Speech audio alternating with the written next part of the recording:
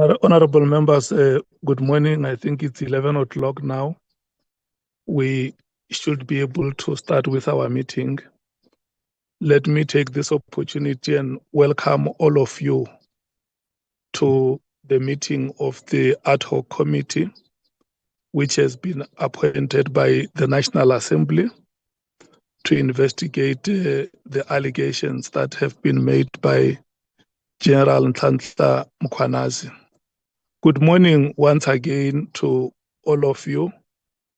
Let me check with the technical team if we have attendance of members in the meeting. Andile, can you confirm attendance?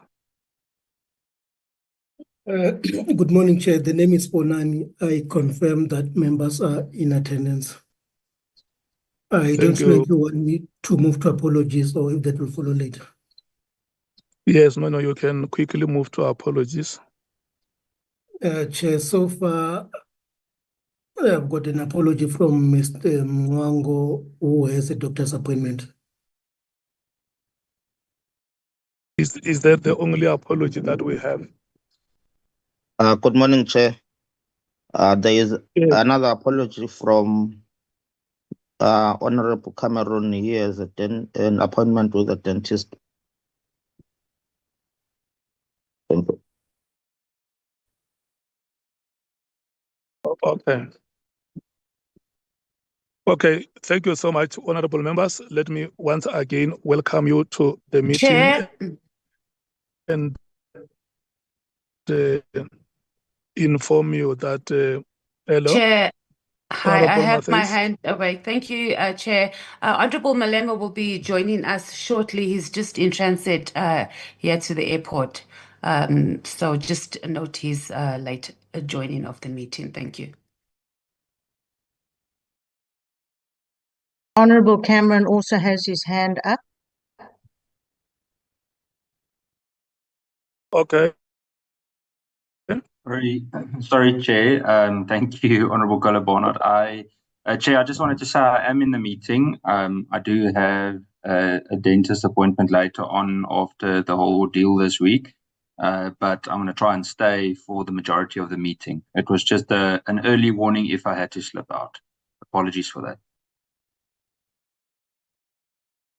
Okay, thank you so much. Honorable members, I have called Honorable Cameron yesterday after I learned about the unfortunate incident that happened to our fellow members of Parliament who are members of the DA who were on an oversight duty at Philippi in the Western Cape.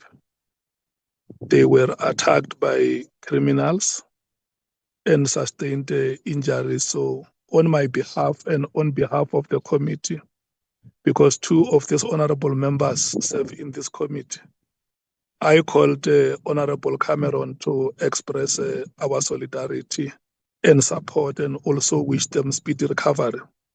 Thank you so much, and we hope that the honorable members will recover. We must move to the next item. I'm also going to further request that the plea from communications is that when members speak for the first time, they can switch on their cameras and then they can later switch off, or even where members may be encountering problems with their network connection, we will advise them to switch off their cameras. But the plea is that when you speak for the first time in this meeting, please switch on your camera. It is for the purposes of quality of reporting and transparent media coverage, but also as honorable members of Parliament. The people who have elected you must see you that indeed you are the ones that have been elected to represent them in Parliament. Let me hasten and move to the next item which should be the agenda of today's meeting. It's an agenda which was determined by the last meeting after we had had a marathon discussion on the terms of reference. Members agreed that we must give the technical team chance to go and effect the amendments that could have been made, and then we'll come back to the committee for adoption. And I think that by now, each one of us would have gone through those amendments that have been effected. There might have been minor mistakes here and there, which I think the committee can live with. But over and above all, we must thank the technical team for the sterling work that it has done. It has not been a very easy task on their part, but they have shown courage. They have shown determination to help the committee to succeed in its work, and for that, I believe that they deserve the accolades. Any person at work will have his or her strongest points, and there will also always be weaknesses, but I don't think that our eyes should see weaknesses only and not see the strongest points that those at work would have. As the chair of the committee, I want to thank you so much for the sterling work that you have done, and I also believe that there are areas which you would have individually and severally identified as areas of improvement, and which will make you better servants tomorrow. So we keep on improving, all of us. Like I said in the first meeting of the committee, that our understanding should be that we have been appointed from a position of incompetence. So with each and every task that is put before us, it's an opportunity for us to improve. And that is what sharpens us to become better public representatives. Honorable members, can I then check with yourselves on the two items, the adoption of the draft terms of reference and the draft program, if there is any member who has a suggestion to make on the inclusion of another item?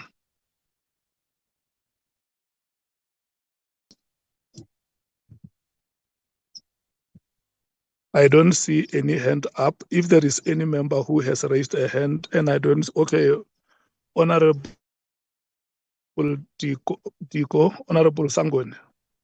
Thank you very much, Honorable Chairperson. Let me thank you also, just for those remarks that you have made. Chairperson, may I have clarity? I see the agenda as it stands, but in the last meeting, I think there was also a request for the committee led by you, Chair, to also present a draft program. Is that for this meeting, or will that be another meeting? Thank you, Chair.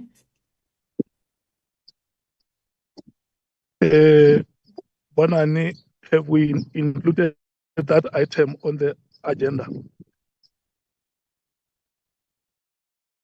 Okay, sorry, well noted, Chair. I didn't see it in the initial notice. I see it now, so I move for the adoption of the agenda. Thank you, Chair.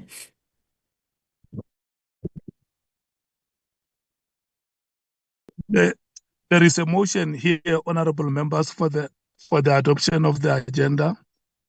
Any seconder? Okay, I second. Smaller. Is there any objection to the agenda being adopted?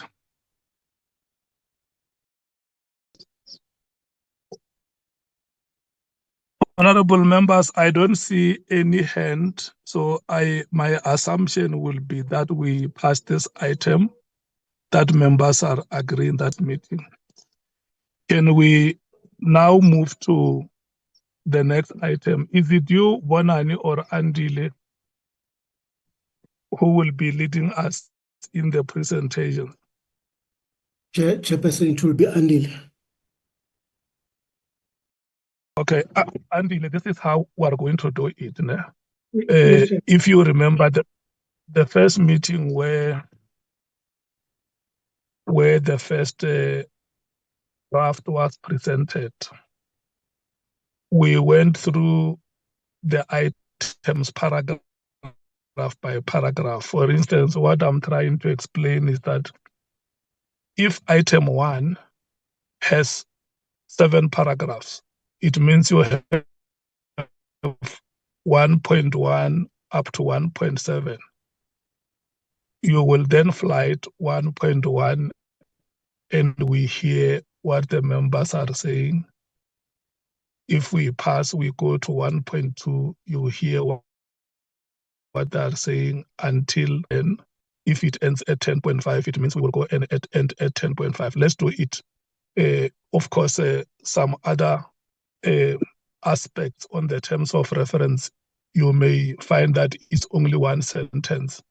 So that sentence is going to be treated as a paragraph for as long as it is numbered. What it means is that if at item 2.1 is only one sentence, when we say paragraph 2.1, we will be referring exactly to that sentence alone. Is that agreed to, honorable members? Agreed, Chair. Honorable Mathai? Thank you, Chair. I just wanted to propose that we approach it differently.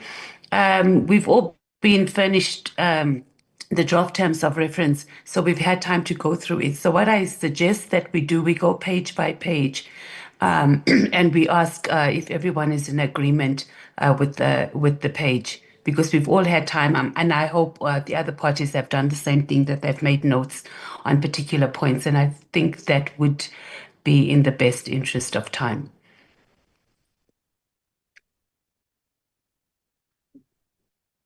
That's my suggestion, Chair. Thank you.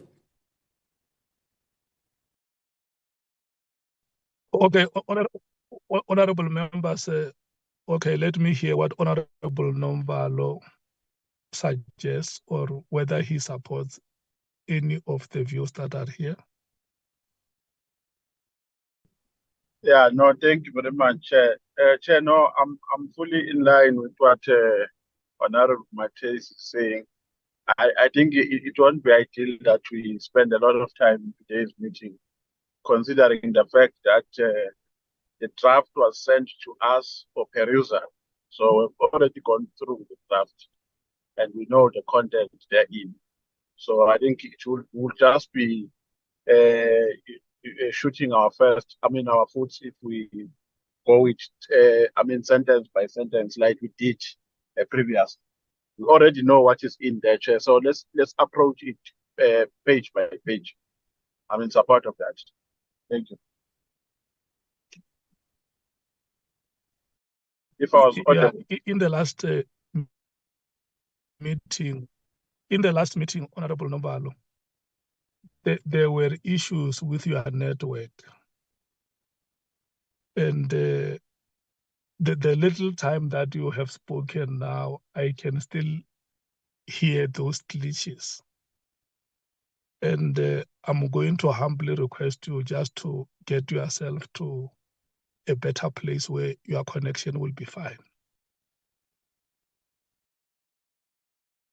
I have also driven from the villages to town so that I can have a proper coverage. Honorable members, Yeah, I'm trying Honorable to do that, Mathais, and please, just get yourself a better place. Honorable Mathais and Honorable Nomvalo are saying that they feel that justice was done in the last meeting where we went through all the items in the laborious manner that we did. And instead of taking the items one by one, like we did in the previous meeting, the proposal is that Honorable Kola Barnett, Thank you, Chair. Yes, I think it would work very well, doing page by page. We've all been through it. I just have the odd typing error, odd numbering error to raise, so there's nothing substantial. But page by page should do it. I believe it would be in the interests of not having another 11-hour meeting. Thank you. Can I go to the IFP? Good morning, Honorable Chair. Good morning, colleagues. I would.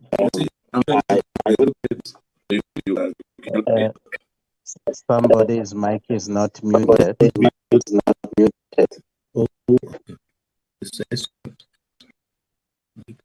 Honorable Mango, is you I greeted you, Mr. Chairperson and honorable colleagues. I think I'm comfortable with the Honorable Matei's proposal, that of going through the document page by page.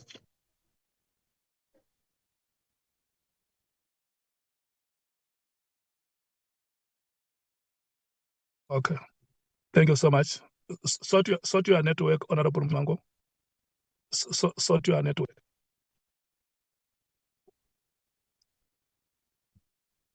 The PA, Honorable Sauls. Morning, Chair. Good morning, colleagues. Agreed, Chair. Thank you. Okay. The Action SA, Honorable James. Good morning, Chair. Good morning to all the colleagues on the platform. Action SA agrees with the proposal that's been made. Thank you.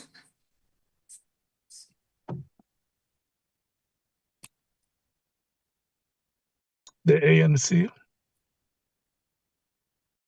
Thank you, Honorable Chairperson. As the ANC, we agree with going page by page. Thank you. Thank you so much, honorable members. Adile, can you please flight page one? Honorable Skosana. Yes, Chair. I just wanted to say, do you hear me, Chair?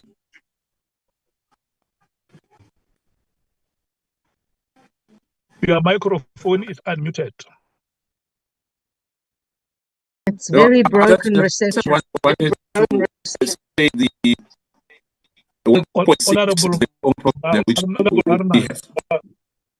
Chairperson?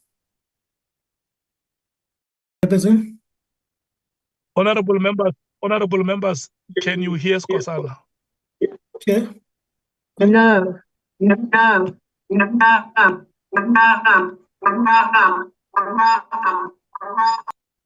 Chairperson?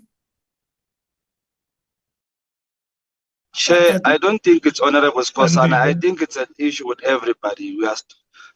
On my side, I can hear only you, but only you and Honorable Mateis, but the rest, there's a problem with network. Am I audible, Chair?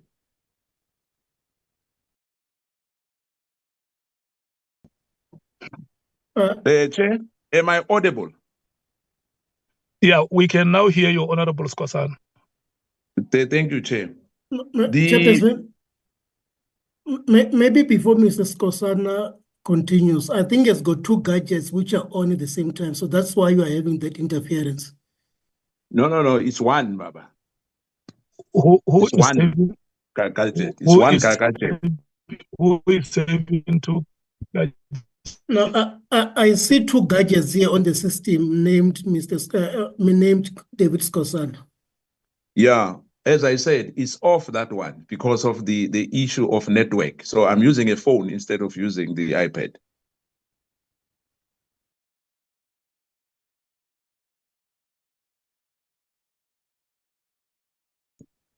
The Chair? Okay, let's do it. Honorable members, can you hear me? Yes, I can hear you, sir. I can hear you very well. Yes, we can hear you, Honorable Chair. Thank you so much. Let's give Honorable Skosana to make a point. Yeah, my point, Chair, was the 1.6, which I wanted to raise. I think the way it was captured, that's the only thing which I would like to add once we have started. Okay, let's do it like this, Honorable Skosana, because we were going to ask the technical team to put page 1 on the screen. Okay. And then once page 1 is on the screen, we rotate the political parties to comment, correct? Thank you, Chair. Honorable Barnard, your hand is up. I just had an issue with the numbering, Chair. There is, in fact, a number 10 right at the end, and that's not been put into the table of contents as far as I can see. Right at the end. Let's deal with it. It's just a numbering issue on page 1. I agree with you. When we give you a party chance to speak. Okay, thank you. If there is any matter on page 1, raise that matter.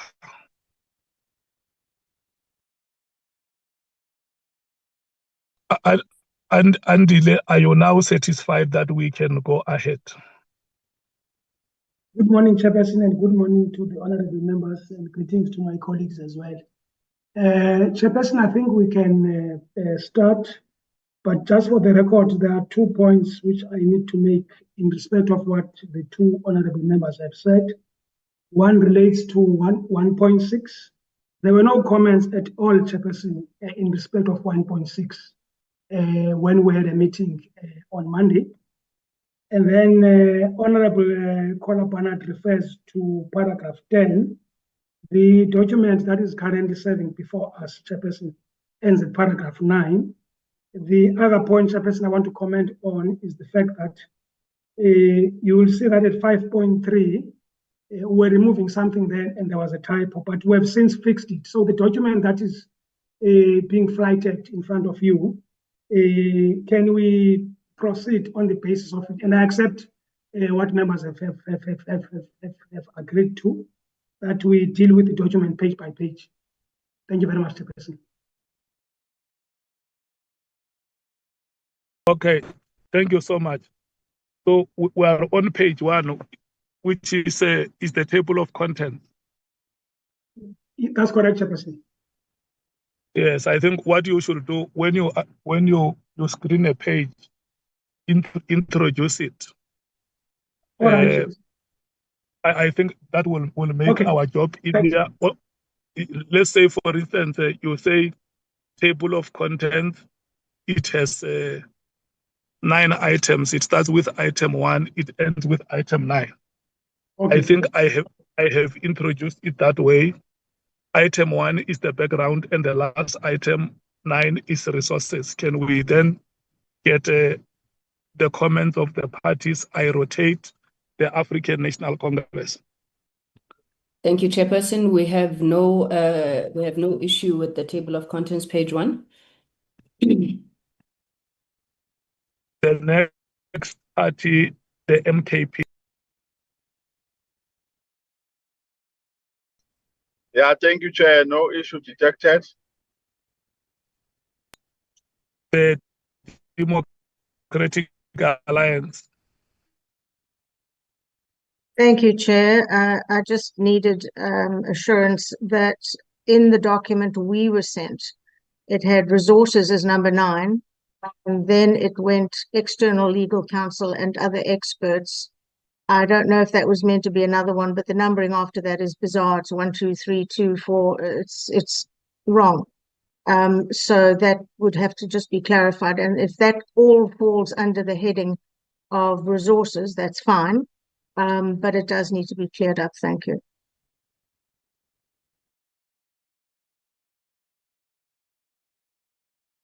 Okay, the Economic Freedom Fighters. Thank you, Chair. The EFF is fine. The IFP. No issue, Honorable Chairperson. The PA.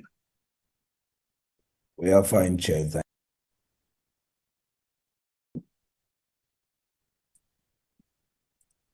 Honorable Sols.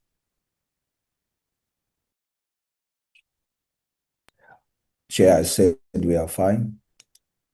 Are you able to hear me? Thank you so much, Honorable Sols. I have heard you loudly. The Action SA. We are fine, thanks, Chair. Thank you so much. Andile, may you please clarify the matter which Honorable Barnard has raised? Thanks, Chairperson. Chairperson, I think we should follow what the meeting has proposed, that we deal with this document page by page, Chairperson. Otherwise, my main worry is that we'll be jumping from page 5 to page 10. Whereas if we do it page by page, Chairperson, then if we pick up things as we go along, we can fix them, Chairperson. Is that fine, Chairperson? That should be okay then. Can we move to the next page? Okay, Chairperson. The next page starts at 1.1, Chairperson, to 1.5.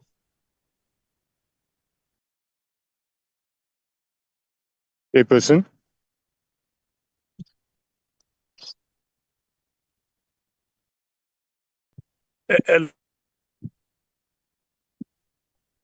Andile, we have lost you. Yes, Chairperson, I'm in the meeting, but I was just saying that page 2 starts from paragraph 1.1 to paragraph 1.5. Honorable members,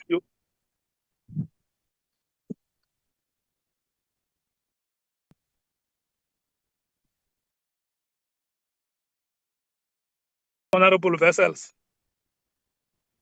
Thank you, Chairperson. I don't want to delay the process, but I just want to caution for the legitimacy of the adoption of this. I want to caution that you ask an alternate member for approval because it's a non-voting member like myself. So I think you should stop in this meeting with the Patriotic Alliance to protect the legitimacy of the terms of reference. Thank you, Chair.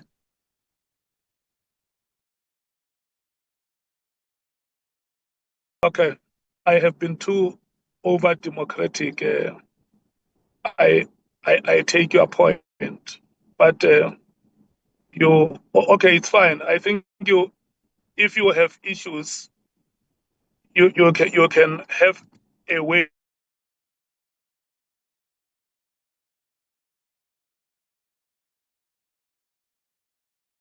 to raise them with us so that you may have valid point that you want to raise. But I think I agree with you that for the purpose of legitimacy of our decisions, alternate members may not have to have a final say on the adoption. I think, thank you so much for that reminder, Honorable Sangoni. Thank you very much, Chairperson. Chairperson, again, I also don't want to delay the proceedings, but I think that we must respond to the issue that was led by the Democratic Alliance, Honorable Kola Barnard, because she was on the page, what is this thing, on the page table of contents, and she says that her document has a number 10.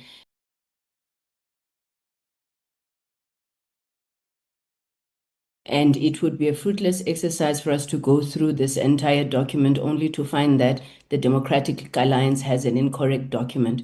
So could we just have clarity whether the DA has been provided with the correct document and that her point around her document needing number 10 on the table of contents falls away? Just that clarity, Chairperson. Thank you.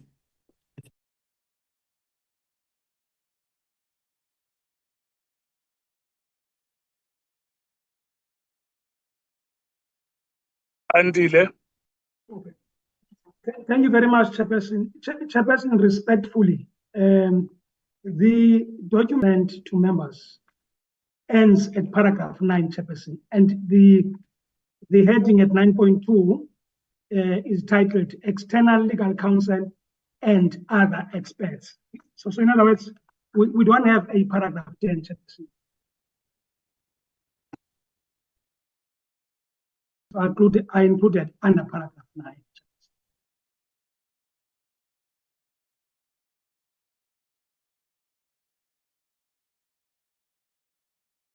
Honorable Barnard, can I check with explanation? Yes, Chair. It's simply perhaps a drafting area that needs to be sorted out. The numbering at the very end goes. It's quite odd. It's incorrect. At the very end, it goes. I'll read it out to you. 1, 2, 3, 4, 5, 3, 4. Those are the points. It looked as though external legal counsel and other experts could be another title. If it's not, that's fine. It's an exception to the rest of the document. But then the numbering under external legal counsel is incorrect. So that needs to be corrected, which I thought we could do at the end as was proposed.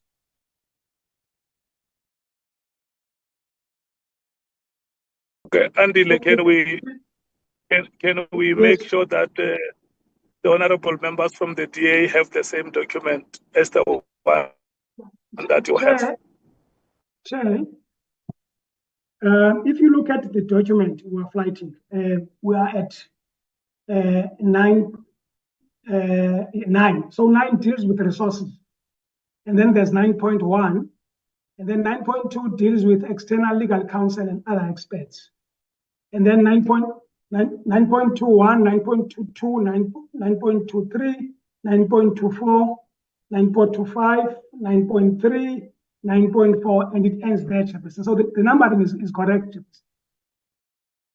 Thank you, Chair. It seems that the document I used from the ad hoc WhatsApp group had not been updated, but that looks fine to me now. Thank you very much.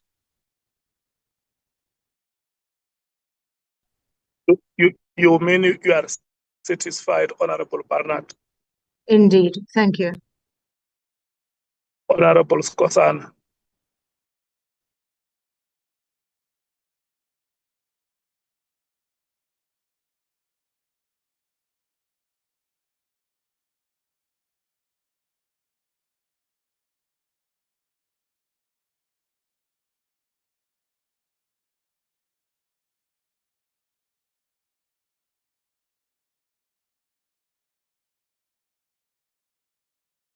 Honorable Skosana. Hey, I can't hear Honorable Skosana. I don't know if it's just me. It's silent. Honorable Skosana, your hand is up and we have given you a chance to speak.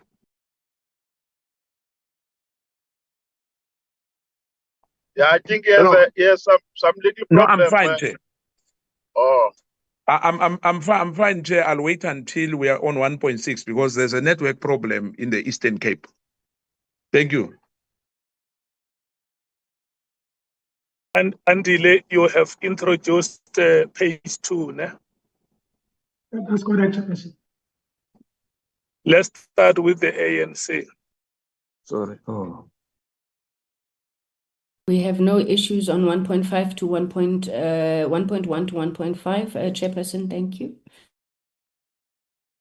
The MKP 1.1 to 1.5. We don't have a problem, Chair, besides what I've mentioned, the 1.6. From 1.1 to 1.5, no problem. Thank you.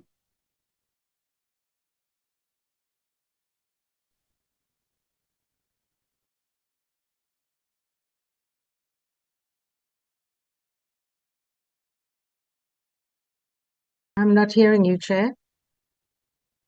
What are your comments on 1.1 to 1.5? I have no comments. I was waiting for you to call me to say it's fine for the DA. The EFF. Chair, we do on point 1.2. It reads that we are dealing with one drug cartel. And I think we must just change it to plural. It should be drug cartels because there wasn't a specification that there was one drug cartel. And then that will also spill over to some of the other sections where we say, where we talk about criminal syndicate rather than criminal syndicates. Thank you, Chair. That's all from the EFF. IFP. Chair. You also agree with what Honorable Mathis is saying? Yeah, yes.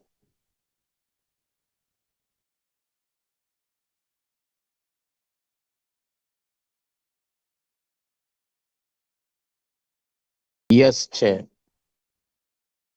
The PA. We have no issues, Chair. Thank you. Thank you so much. Andile. Chair. Chair, may I? Chair. Sorry, Honorable James. Sorry, Honorable Sauls. Chair, if I may. Okay, go, Honorable Sauls.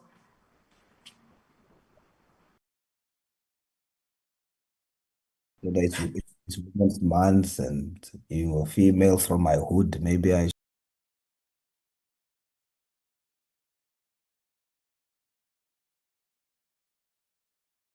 Honorable Sauls, were you done? Chairperson, I wanted to say my understanding of the proposal that that the FF Plus made was to say that when it comes to voting for the adoption of the document, that the alternate members be excluded.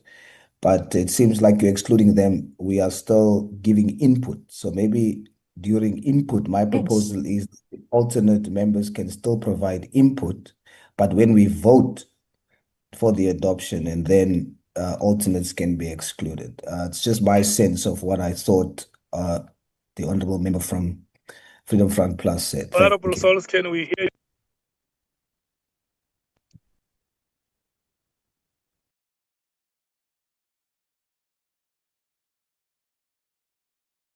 Chair, can you hear me?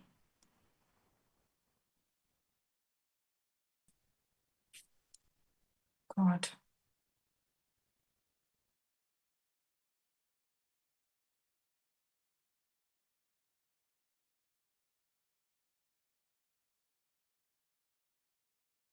Honorable Sauls? You're muted.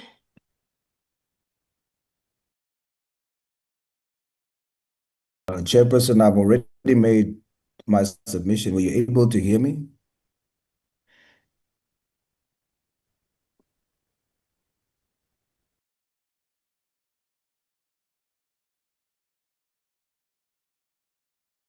Chairperson, can you hear me? Andile, do you have responses to make on the corrections that Honorable Mathis has made? Honorable Chairperson, were you able to hear me?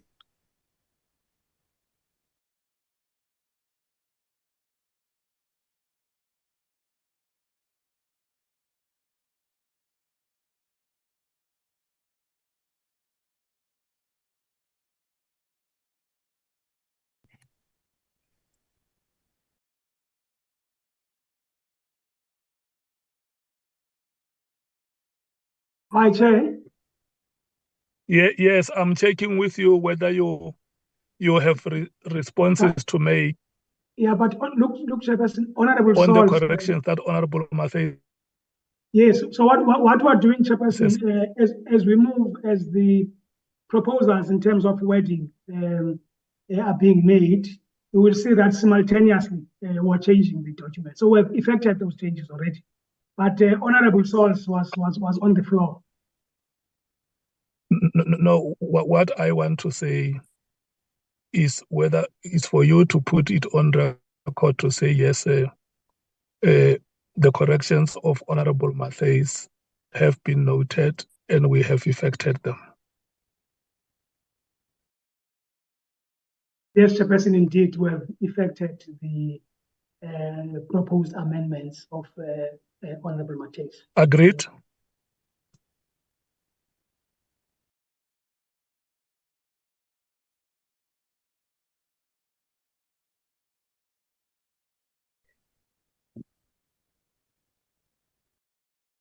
Chairperson, you noted me and gave an opportunity to speak, but you are silent on my contribution. I just want to know, did you hear me or not?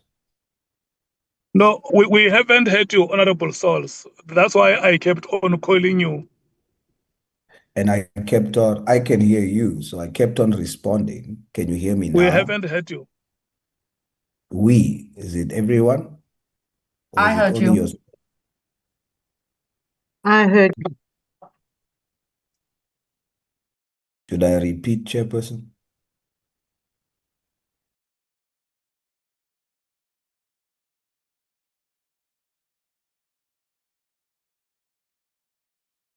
Yes, you can repeat.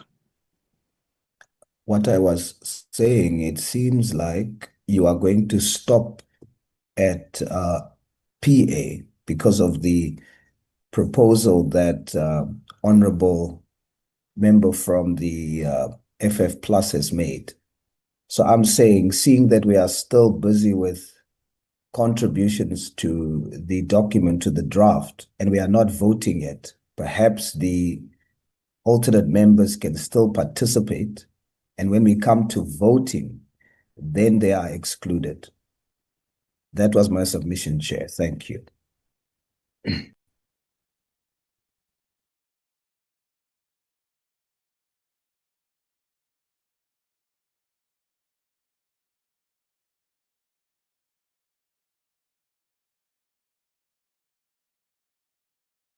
Honorable members, did you hear Honorable Sol what he said? Yes, Chair, and my hand is up. We heard him, Chair. Yes, Chair, supported EFF. Yes, IFP supported.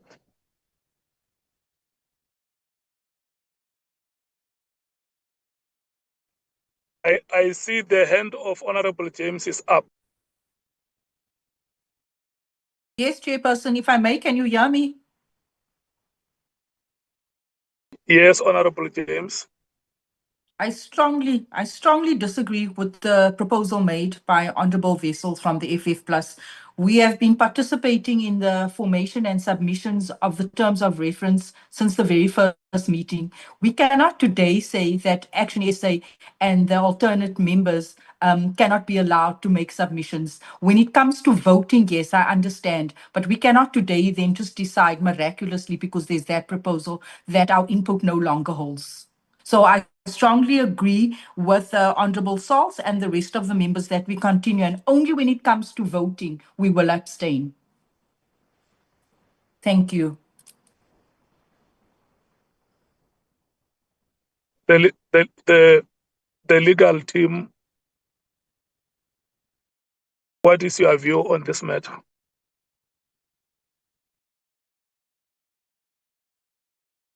Chairperson, an alternate member is allowed in terms of the rule to participate, but they may not vote.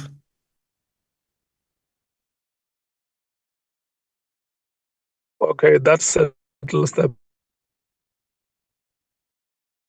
better. So it means we will get the vessel. Honorable James. Thank you, Chair. On page 2, 1.5, Chair, please note that the EFF submission for inclusion of strengthening prosecutions with the NPA is not reflected in 1.5.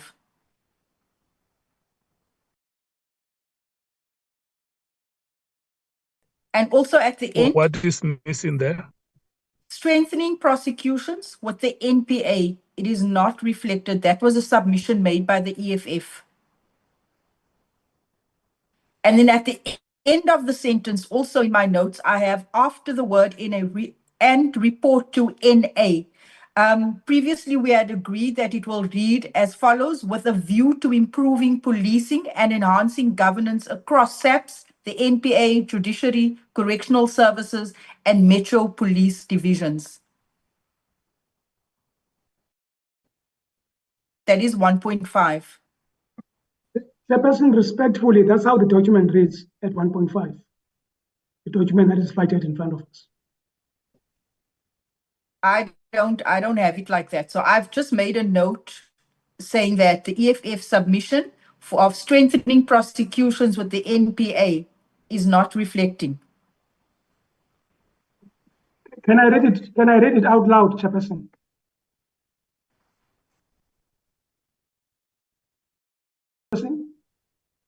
Chairperson? Yes, you Chairperson? can read it. Thank you. On 23rd July 2025, the National Assembly passed a resolution establishing the ad hoc committee to investigate the allegations of Lieutenant General Mkhwanazi committee in terms of Rule 253 of the Rules of the National Assembly.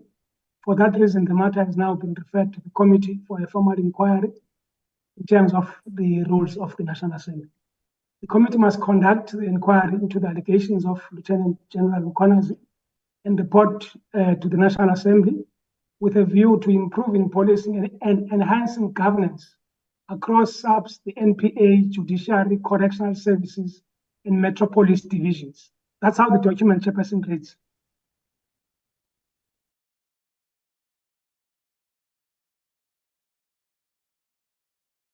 Honorable James. I'm satisfied, Chair. Thank you so much. Honorable Vessel.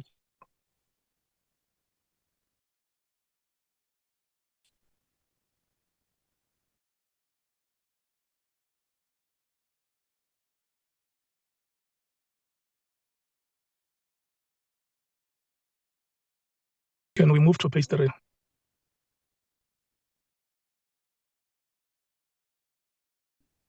Yes, Chairperson, page 3 starts from paragraph 1.6 to 2.3. I'm not sure, Chairperson, whether we will first finish the, but I think you said page by page, Chairperson. So I'm assuming that we'll deal with 1.6 up until 2.3. And again, Chairperson, I want to reiterate the point I had raised earlier on, that if you look at the document that was presented, Chairperson, on Monday, there were no proposed changes in respect of paragraph 1.6. Because what we did, Chairperson, as part of perhaps outlining the process which we followed, we listened to the recording, Chairperson. We even have timestamps. So 1.6, even if members can go back to that documents, there were no proposed amendments at 1.6. Thank you very much, Chairperson.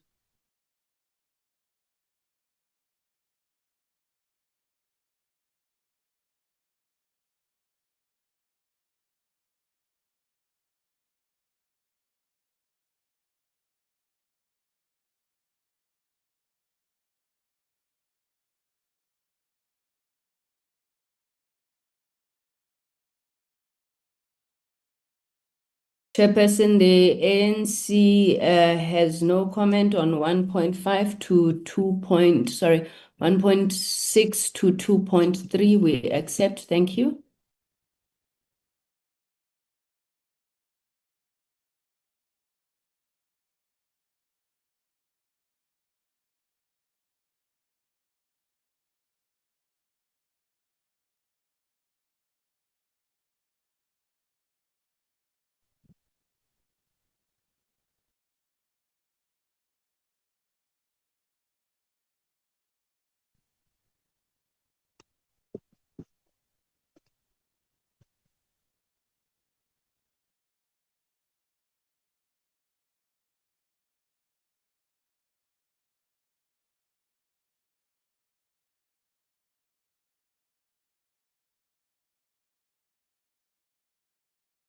What is happening? Am I out of the meeting, colleagues? I just wrote to you asking you the same thing. Yeah, I'm here. We are not out. I think we, from time to time, lose the chair. Oh, okay. Hello? You are back now, Chair. Chair. Yeah, we can hear you.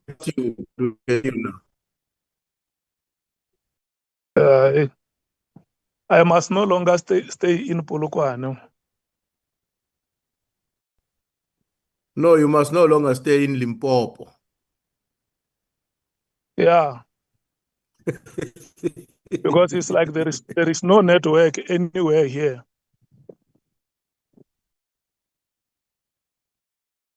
But can you hear me now? Yes, we can hear you, Chair. Yes, you can even, Yes, we can be hear heard you. by. You can even be heard by.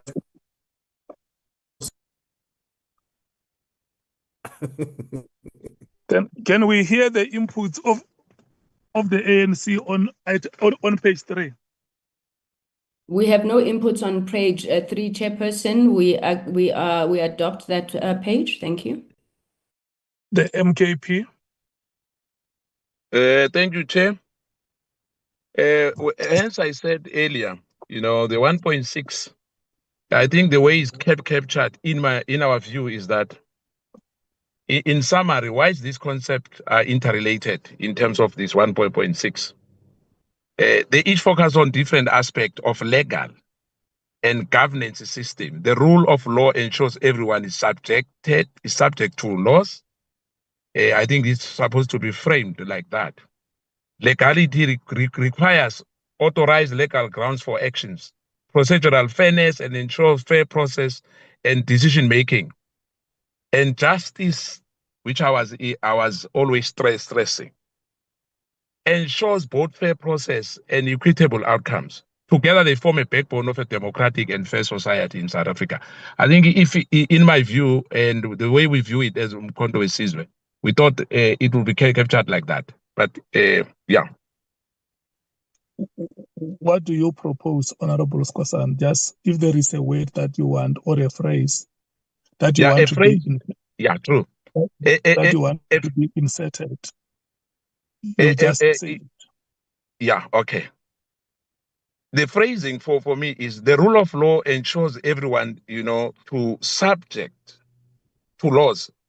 Legality requires authorized legal grounds for action. Procedural fairness ensures fair process and decision making. Justice ensures both fair process and equitable outcome. That's the that's how we thought it should be. Okay. Yes. The DA.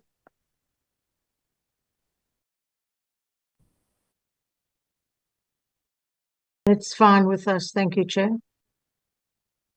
You support what the MKP is saying? No, I support what's on the page. Okay. The EFF.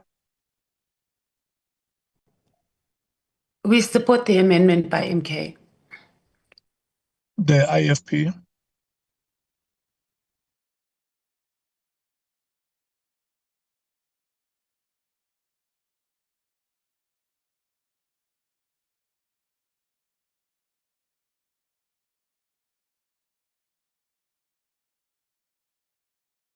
The PA. We see no problem with how 1.6 is written in the draft as is, Chair. Thank you.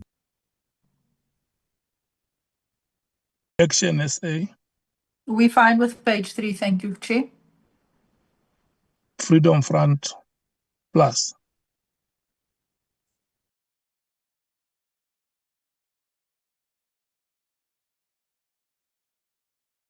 Okay. Andile.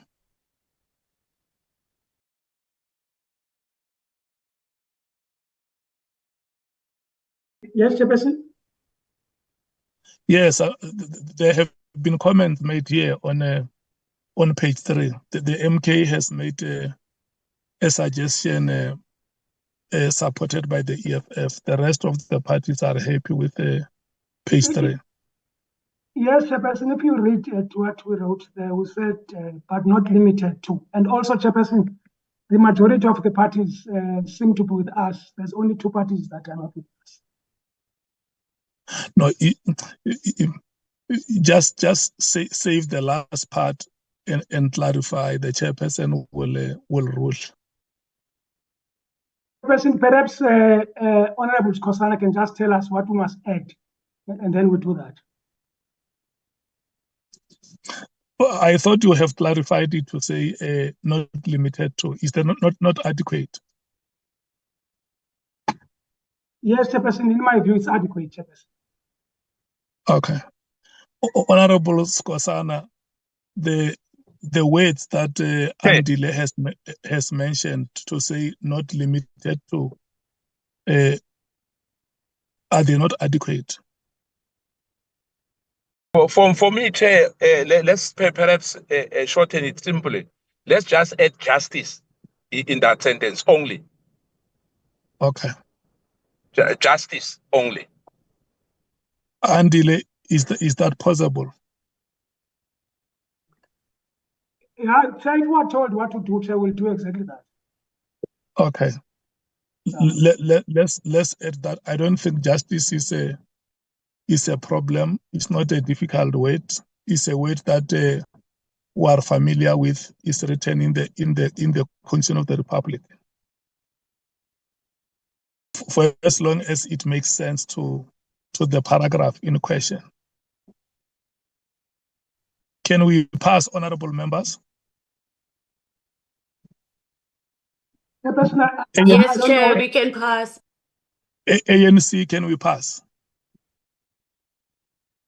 Yes, we can pass, Chair. DA, can we? Yes, Chair. EFF, can we pass? Yes, we can, Chair. IFP? Yes, we can. PA? Yes, Chair. Action SA? Pass, Chair. Freedom Front Plus? Page 4.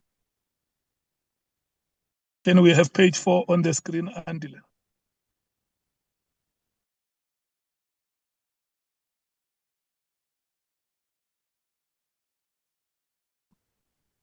Yes, Chairperson, page 4 has got two paragraphs, which is 2.4 and 2.5. Yeah. ANC? No issues on that page, Chairperson. MKP?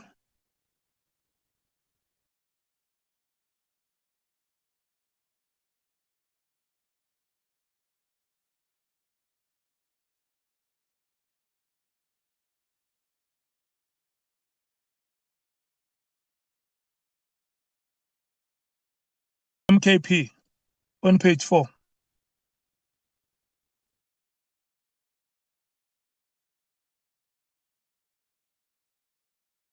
DA? We're fine with it. Thank you, Chair. EFF? No amendments, Chair, be fine. IFP? We are okay, Chair. PA? We're fine, Chair. Thank you. Action SA? Fine, thank you. Freedom Front Plus?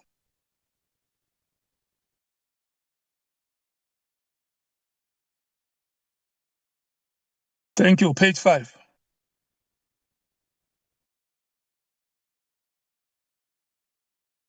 Thank you very much, Chairperson. Chairperson, page 5 starts from paragraph 2.6 to 2.12.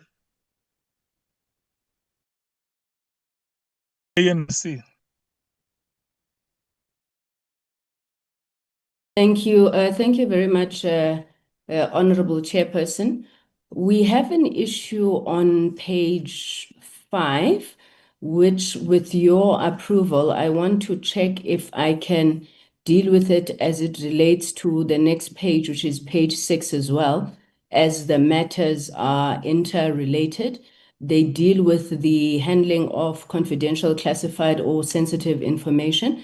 So with your concurrence, Chairperson, I will then deal with both the issues as they arise on page 5 and page 6, because it is one section. Is that in order, Chair? They overlap to page 6. Yes, they do. Okay. No, I think the matter starts in page 5 and is concluded in page 6. That is correct, Chairperson. You are allowed. Thank you so very can much. I check?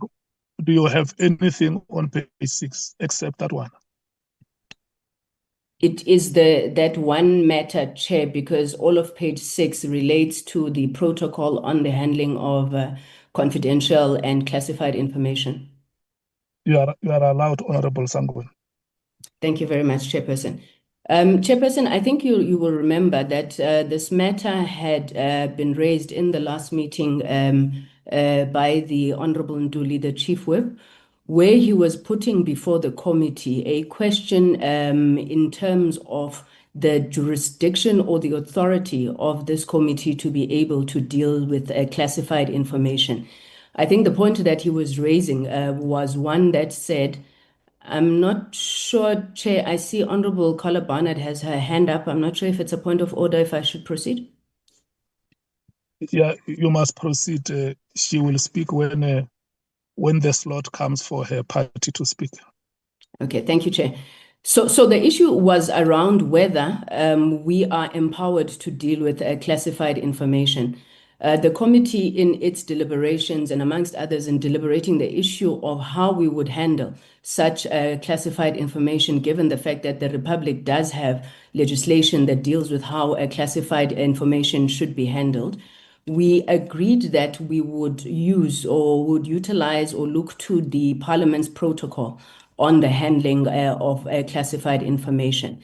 Now, we've since received that protocol from Parliament, which, amongst others, it raises very clearly that Parliament's protocol, firstly, relates to information that originates within Parliament. So, like all organs of state, Parliament is expected to develop a protocol on how it will handle classified information that arises within its environment, not within any other state organs. So we want to make a point that, firstly, that protocol only deals with the information of Parliament. Secondly, the protocol from Parliament is very clear that it also aligns itself with the minimum information standards, which, as we know, the minimum information standards are the Republic's national information security policy.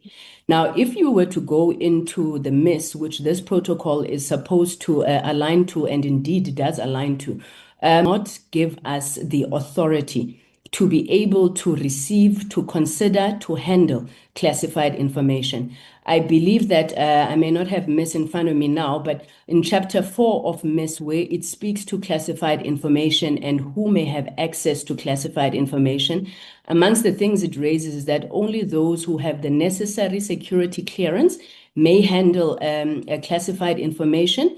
And secondly, that only where there is a need to know basis established, then that classified information may be made available in whatever form. Now, Chairperson, that's not a decision that we can take, nor does the Parliament's protocol on the handling of classified information confer upon us the locus standi to deal with any classified information at all. In fact, the minimum information standards go so far as to say the only people who can reclassify, I think even declassify, because I remember Honorable Mateus had said we should look at declassification of classified information. It is only the originators of that information. So we can't sit in this committee and take a decision to reclassify classified information. My last point in this regard, Chairperson, is that the National Assembly, based on the directive of the Speaker, had established or had at least instructed the JSCI to investigate matters related to the intelligence services and, by necessary implication, classified information as well. And I suppose the point that we're raising is that when you look at page 5 through to page 6, and where it makes a provision, or at least it outlines what the protocol says around classified information, that cannot arise in this committee because we simply just do not have the authority or the locus standi to deal with that classified information. Our recommendation is that in the terms of reference, we can continue to say there that we will align with Parliament's protocol on the handling of classified information, which arises within the environment of Parliament. but we would need to then engage with other state organs, whether it is the SAPS, whether it is any other intelligence service that we believe can make a decision on whether to reclassify their information for us to engage with. But at this point, we just simply do not have the authority to do so, and we would not want to then undermine or subvert the law by seeking to handle classified information in this committee. Thank you, Chair. So what you are saying is that the minimum information security standards is the overarching legal framework or the national piece of legislation that regulates the access to classified information. Yes, indeed, that is what I'm saying, Honourable Chair. And then over and above it is that number two, that Parliament has established a protocol which is also subject to that legislation. That is correct, Chairperson, yes. And so I want you to clarify the last part, which is number 3, to say, now that we are a committee of Parliament, and we may want to have access to some information, what is the suggestion of the ANC? What do you suggest must be done? Do we request? Do we apply? What do we do? Chairperson, I think you will know that the Intelligent Oversight Act is very clear that the only committee of Parliament that may consider classified information or have oversight over the intelligence services is the JSCI. Now, there are 2 proposals that we've got on the table based also on what Honourable Matthies had said and having read the miss. One is that we may, the committee may, request classified information from the relevant state organs, but as that legislation is clear that it is their decision, we cannot compel it. Or secondly, as and when such information arises that we need to be considered as part of this inquiry, it is then referred to the JSCI in line with the resolution of the House. Thank you. Your suggestion, what you are essentially saying is that whatever procedure that we may follow to request or to apply for access to that information must comply with the MIS, the minimum information security standards. That is correct, Chairperson. Okay. And is that what you suggest, that it must be included in that paragraph to reinforce it? Yes, Chair, I think that from paragraph, sorry, I don't have the paragraphs in front of me now, but where we start speaking about Parliament's protocol on handling of classified information, that is only in relation to information that emanates from Parliament. But any information that is held by any other state organs, we need to apply for it or alternatively refer to JSCI. Okay. Thank you, Chair. Okay. The MKP. Thank you, Chair. I think, Chair, when it comes to this, I think Honorable Matthias has said it, that if there's any information which has to be declassified, that will be done. Because this issue of us having some red lines, you know, is problematic because it means other issues as well. And I guess perhaps initially we're supposed to have a joint sitting with the intelligence, but because this is where we are to now, I guess that we'll be able to deal with these matters as they come, because you know General Mkhwanazi, what he has done, because they'll tell you that it's unheard of a provincial co-commissioner like these people who were trying. You heard them. I don't want to mention their names here. They were not happy at all because they said it didn't follow the protocols and these red tapes, you know, because government by its nature is bureaucratic. You know, now it made things easy for us all. Let's deal with these matters, difficult as they are. If we have to have that classified information, let's find ways, whether, you know, legal, but we need to make sure that justice is seen to be done. on this committee. We cannot hide anything here. Things has to be there. The public wants to know exactly what happened, what is happening in this country. Thank you, Chair. Yeah, you essentially agree with what Honorable Sangoni is saying, and the last part that you have said is a stated intention of the committee that we will leave no stone unturned. The DA. Thank you, Chair. I sit on the JSCI, so I have top secret security clearance.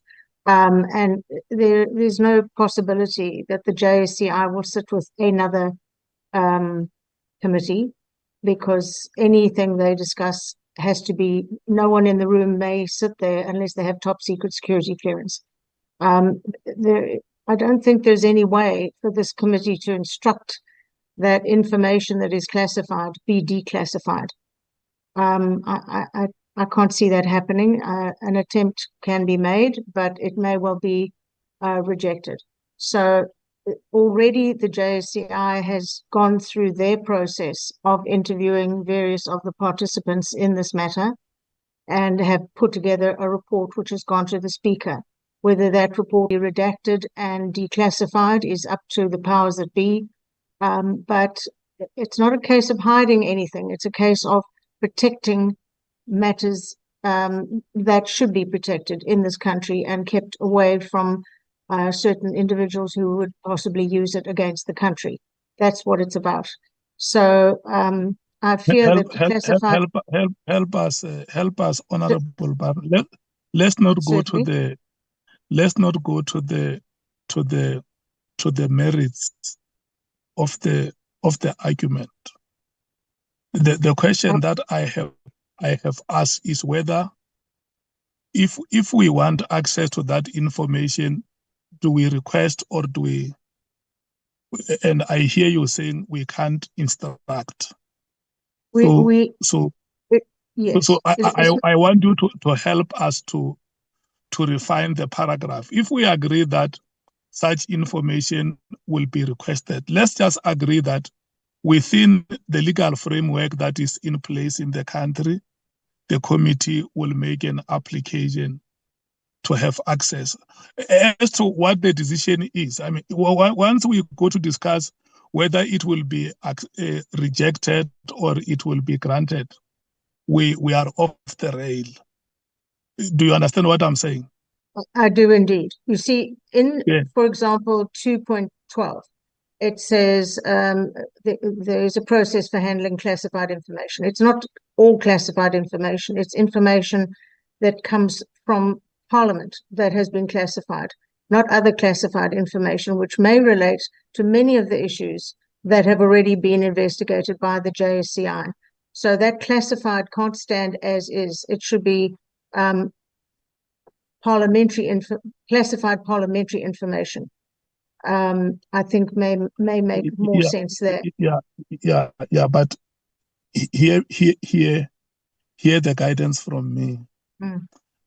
I want us to, when we leave this paragraph, let's leave it with a common understanding that says there is a law which is called the Minimum Information Security Standard, which is applicable in the Republic and is an overarching piece of legislation regulating access to classified information.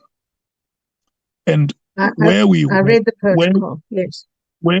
work in Parliament, there is a protocol on access to classified information. And that protocol is subject to the MIS law. And so honorable members here are saying, Honorable Barnard, where we may need access to information that is classified, what then becomes the procedure? And that's why I say, if your suggestion is that through the office of the Speaker or whatever authority is allowed by law, the committee will make an application to have access to that information. Does that make sense? Yes, I have.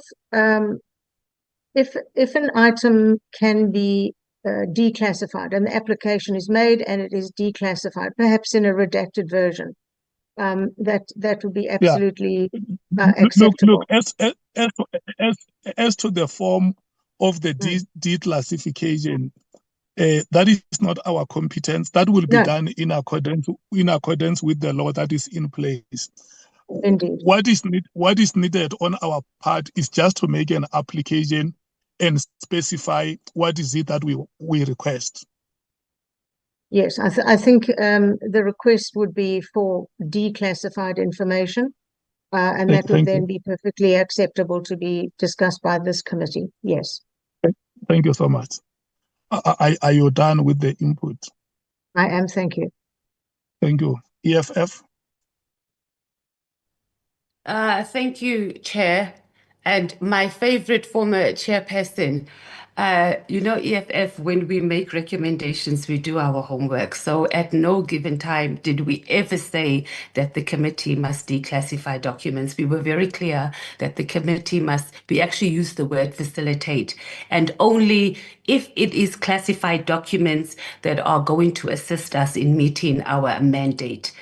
So we were clear on that, and I think we spent 30 minutes on something that we didn't need to. We're all on the same page. What we wanted captured in the terms of reference is that the committee will, if the need arises, because we can't have documents classified that is covering up criminality. We even went as far as saying that if a document has been classified, we want intelligence or whichever necessary entity to at least tell us when it was, to see that if it had any relation to perhaps something that we are investigating or look into the committee. So I think we're all on the same page. We spent 30 minutes discussing something that we didn't need to.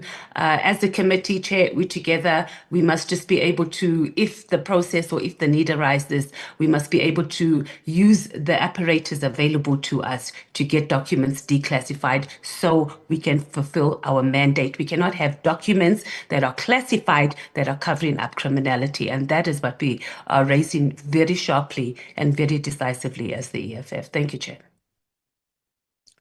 Thank you so much. I think you were very loud and clear, and you are right that we spent a lot of time in the last meeting on this matter. The IFP.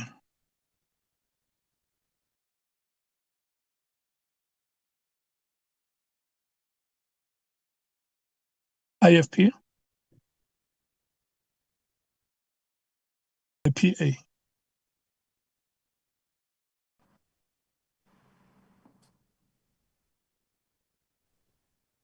The PA.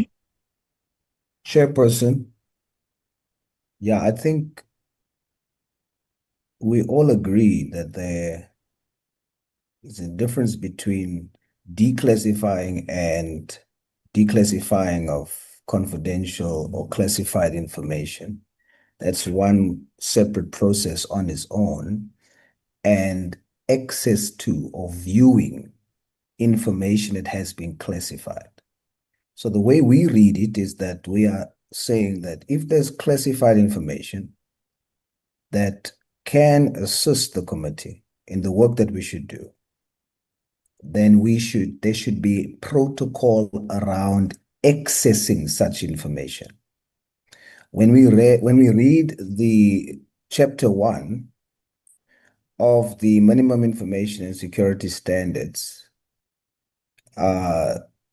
chapter 1, subsection 2, let me read 1 as well. It says the need for secrecy and therefore security measures in a democratic and open society with transparency in its governmental administration is currently the subject of much debate and will continue to be so for a long time. However, the issue need not be controversial since the intended Open Democracy Act, not yet promulgated at the time of going to press, itself will acknowledge the need for protection of sensitive information and therefore will provide for justified exemption from disclosure of such information.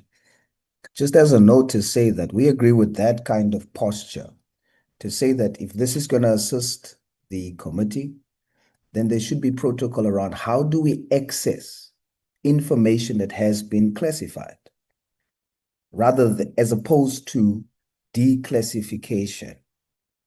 So we agree with the protocol around how do we access such information, especially information that will assist in us investigating the veracity and the extent and the implications of the allegations made by General Mkhwanazi. Thank you, Chair.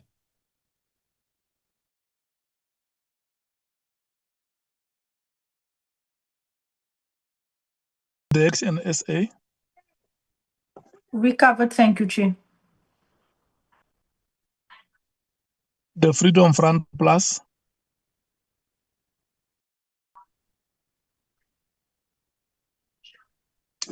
Okay, we pass, honorable members, because I'm satisfied that the explanations that have been made by parties here, the ANC, the MKP, the DA, and the EFF, as well as PA, all of you are in agreement that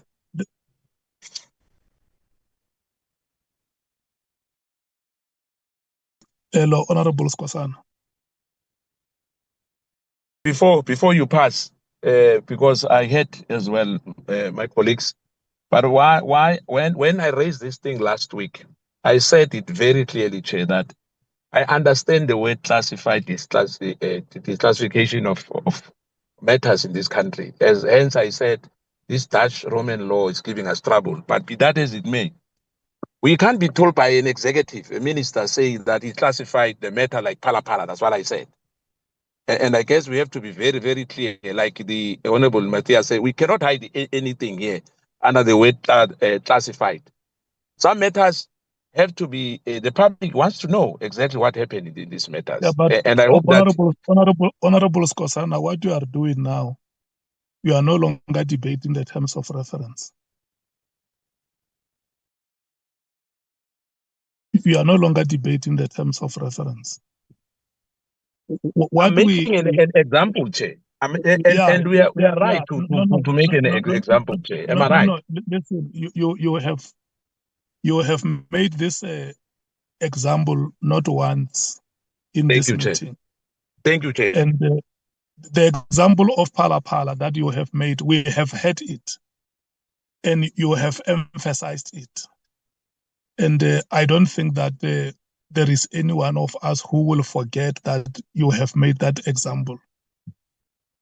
The overriding principle that we leave this paragraph on is that all of us agree that within the framework of the law that is there, if the committee wants to have access or to view certain information,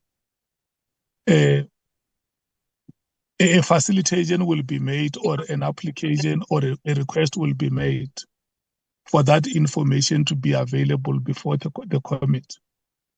As to what the response of the respective authorities, remember that law which we make reference to, in the case of Parliament, the relevant person will be the Speaker.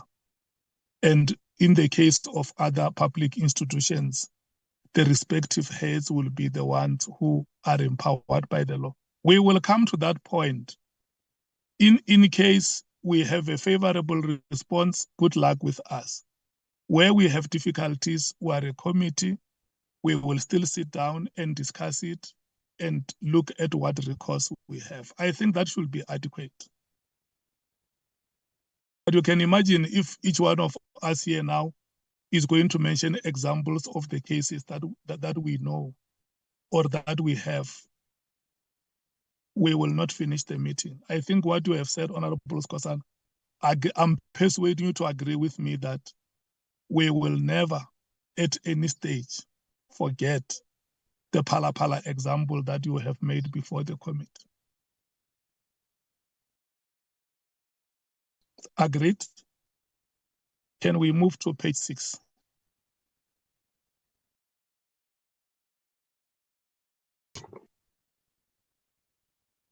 When we were debating this item, it is overlapping from page 5. like Honorable Sangweni has said, to say the matter is covered on the latter part of the bottom part of page 5 and the whole of page 6. Do honorable members still have anything on page 6? The African National Congress, Honorable Sangweni? No, Chairperson, we don't have anything else on page 6. Thank you very much. The MKP.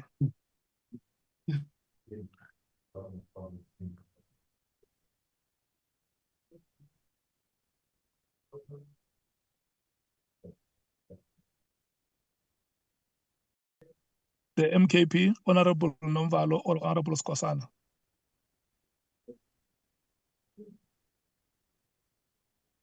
The DA. Nothing from the DA, Chair. The EFF.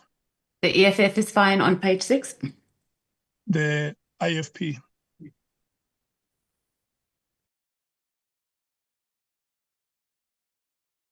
The PA. We're fine with page 6, Chair. Thank you. The HNSA. Chair, I'm looking at 2.15.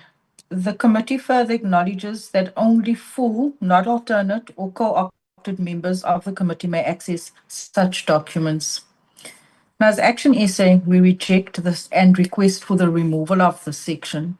The Speaker cannot unilaterally make such determinations without even consulting the committee, particularly as the implications were never discussed. Furthermore, the protocol developed contains no legislative provision that necessitates the inclusion of this clause, Chairperson. So that is our submission. The Freedom Front Plus.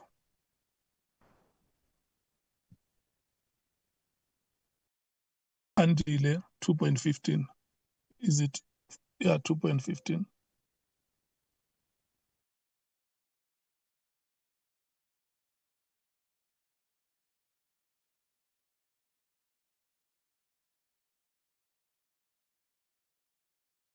Andile.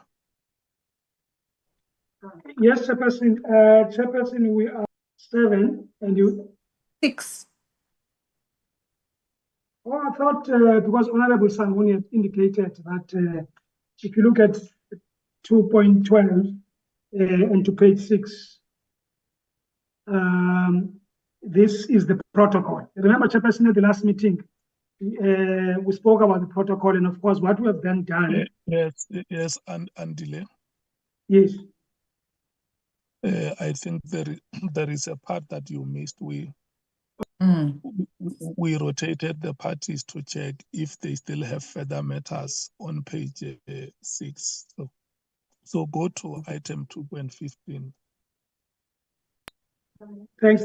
Sorry for that, Chairperson. Chairperson, we took this directly. You do have the protocol with you.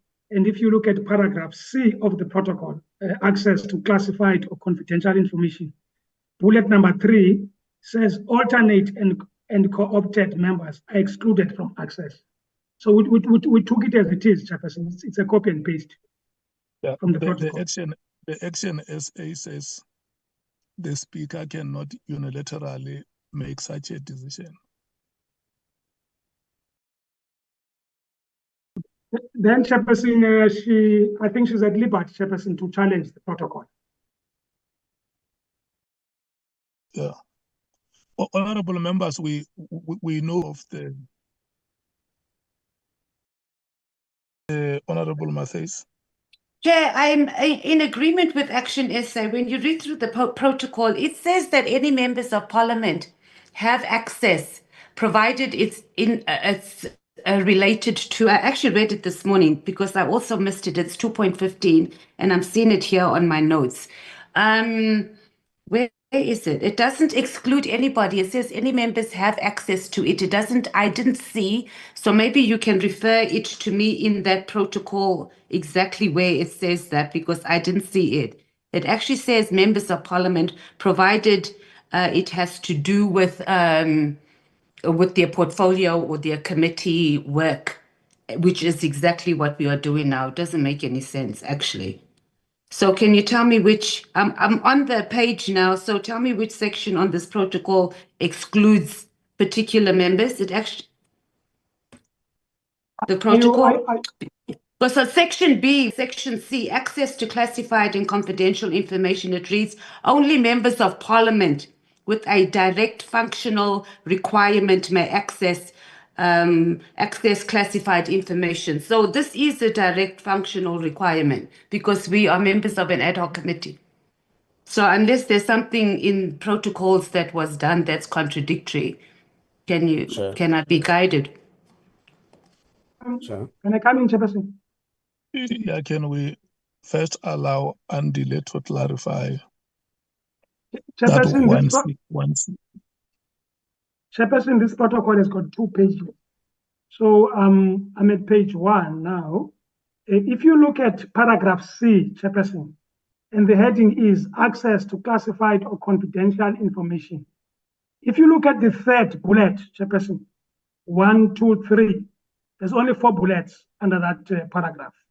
If you look at the 3rd bullet, it says alternate and co-opted members are excluded from access.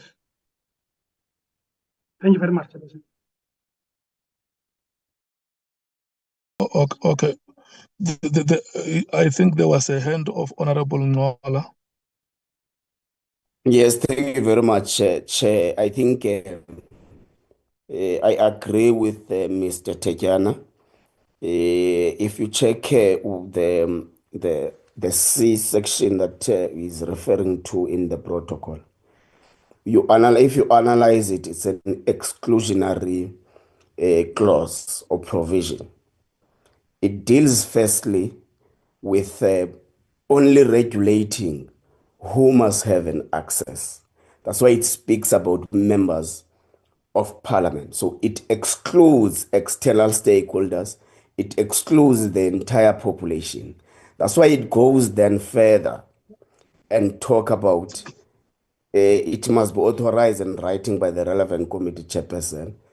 Then it says alternate and co-opted members are excluded from access. And at this particular point, Chair, we do not have any local standard to change the provision. Honorable Ngola. Chair, can you hear me? Is it me who is losing you or the meeting that is losing you? Members, can you hear me? Considered. We can hear him, Chair. We can hear him, Chair. Is on your side. We can hear him. Can you hear me now, Chair?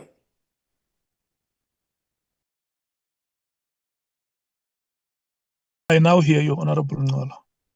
Should I repeat, Chair, where I started? I was saying, Chair, in respect of the discussion on the access and the co-opted members and the full members. If you check what Honorable Mateus is actually invoking in Section C.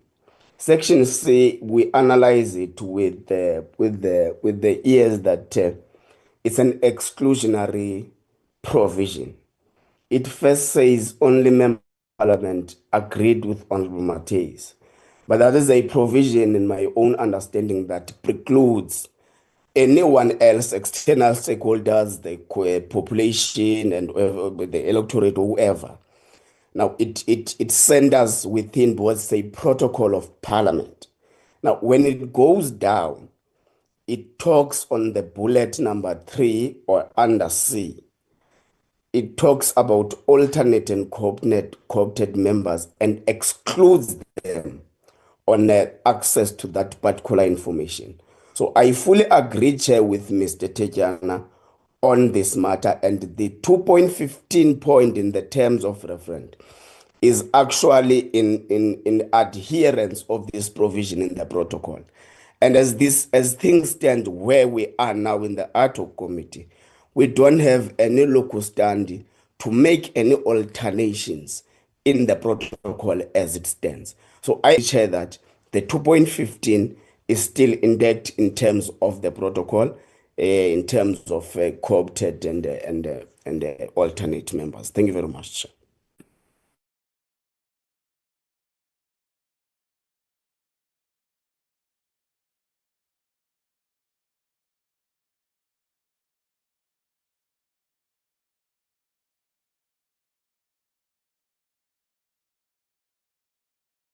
It looks like we have lost the chair again.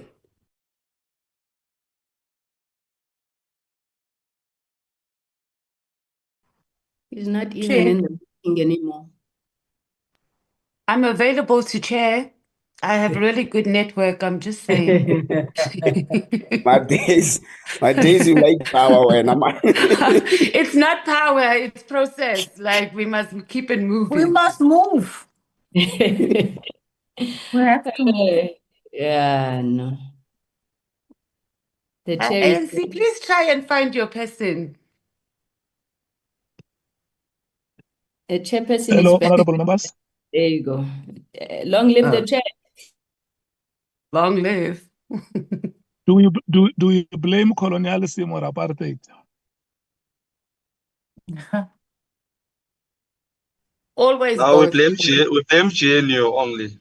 Oh yeah, and yeah, let's not leave out GNU. I agree.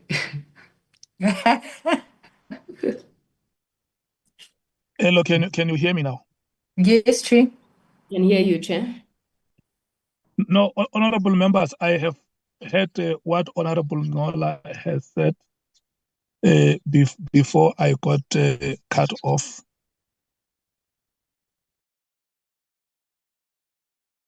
And I think let's pass the action SA may raise their dissatisfaction with the Speaker of Parliament, because I don't think as a committee we can change that protocol here. Agreed? Chairperson. Agreed, Chair from EFF. Okay. I take it that the other parties agree. Honorable Sangoni, your hand is up. Yes, Chair. And I think mine maybe is just for clarity as we pass this.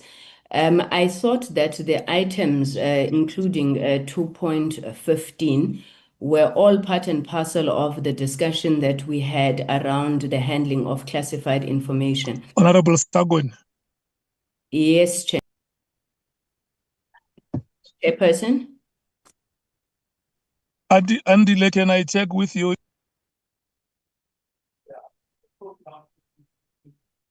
Chairperson, can you hear me?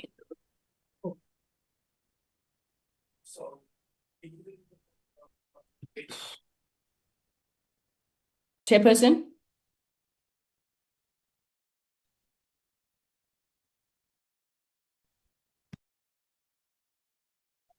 It says the chairperson left. Maybe, Andile, since I was recognized and on the floor, it's not out of order for me to continue until the chair joins us. Out of order, Chair. I'm on the floor. He hasn't taken the floor back.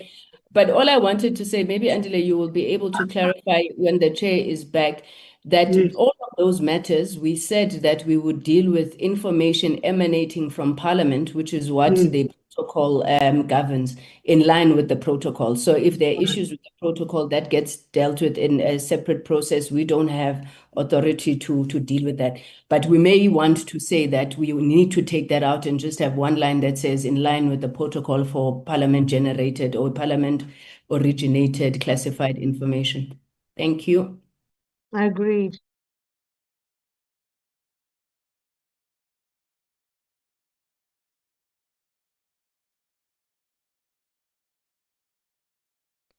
I'm going.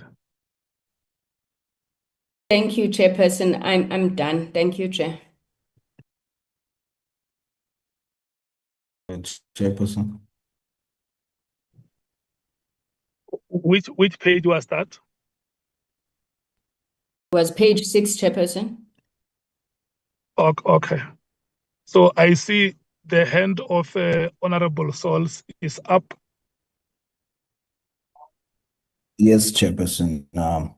I just wanted to state for clarity on 2.15 that, of course, Action SA can raise it, as you said, with the Speaker afterwards. But just for clarity, that it is not specific. The clause is not targeting Action SA specifically. I'm not saying that for Action SA sake, I'm saying it for the public sake. It's not particularly targeting Action SA. It's any party that has alternate members in the committee. So even this clause even affects the alternate members that's from the DA, the ANC, and any party that has alternate members on the committee. So I just wanted to make that clear that it is not targeted at a particular party, but alternate members. And then, Honorable James, if God forbid I fall ill, then on the day of accessing, then you will access on my behalf in terms of you are my alternate. Thank you, Chair.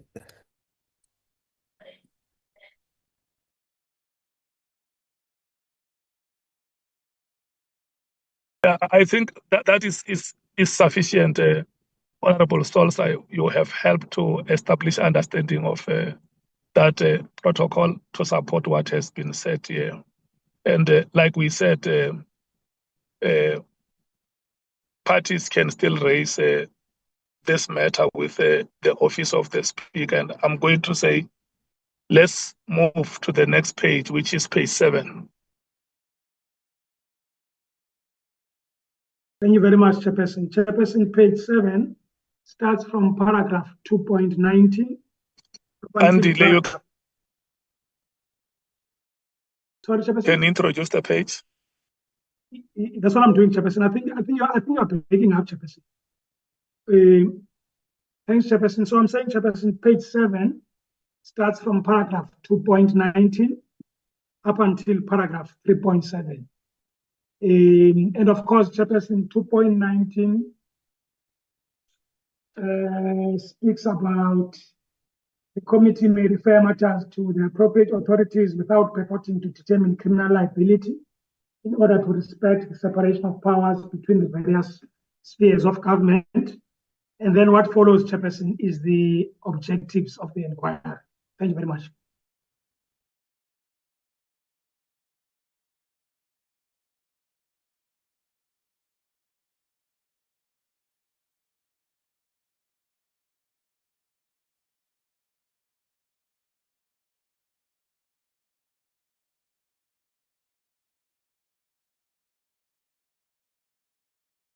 Chair, Our finish chair's the missing meeting. in action. Yeah, you see, this is what the ANC does to the country all the time. Just go missing, Chief Whip. No. That's the network, not what the ANC does to the country. Yeah, why don't we have proper network? Let's bring in our communications chair. Where is the fiber chair? Mateus, She's run you away. like being controversial, when? Mina, never. Yeah. You're keeping us here on a Friday for a very long time because of network problems. The ANC can't deliver. Well, now it's GNU, so you're all together. Actually, communications is DA, isn't it? I have a serious difficulty today, honorable members, with the network here. I don't know what is happening. We're going to do we a may need motion an of ad no hoc committee to investigate that.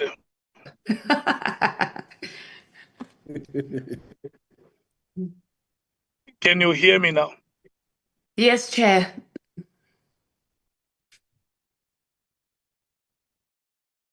You gone again. Chief Whip. Honorable members, can you hear me now? Yes, we can, Chair. You're Yes, back we now. can. Yes, Oh, yes, am I hello? muted? Yeah.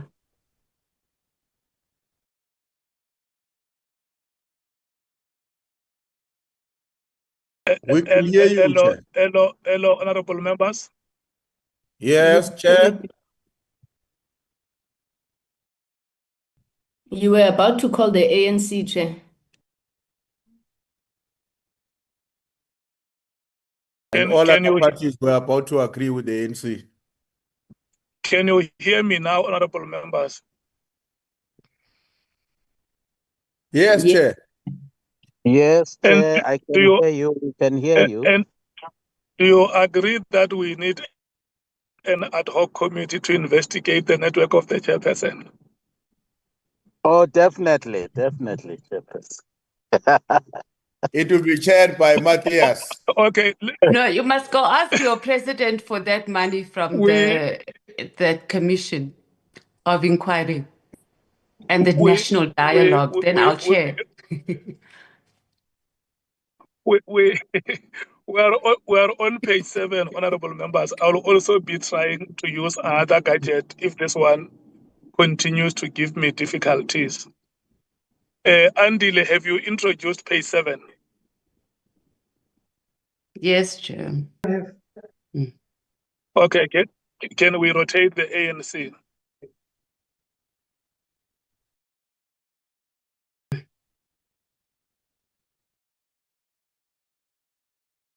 My apologies. I thought that the chief whip was going to come in on page 7.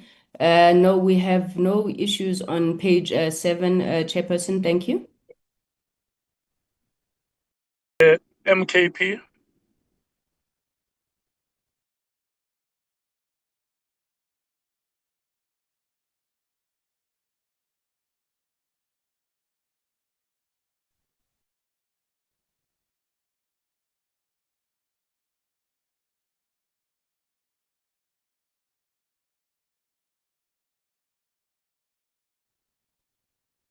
Hey. No issues, Chair. The EFF? We have serious issues. Okay, they're not serious. But we did discuss this on where's my notes? 2.9. After we refer matters, we must also be able to provide an oversight role to whichever the matters are referred. So if it's referred to SAPS, we must be able to follow up. Obviously, we're not going to infringe on what they need to do, but we can't just refer matters and not follow up. So that issue we discussed quite at length about us also kicking in our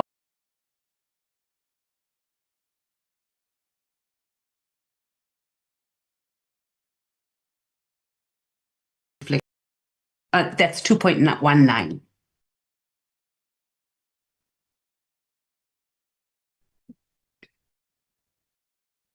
Don't look confused there, Chief Whip. You even agreed to that. Yeah, this is the matter where the chief whip said the work of the committee ends with its report being presented in Parliament, and that there are respective portfolio committees. Yeah. That play oversight on the respective actions. Yeah. Is that the part that you want to have included? Yes, and those committees do oversight. So it must be captured. So it doesn't just end that we've referred matters and there's no follow-up because we're wasting our time.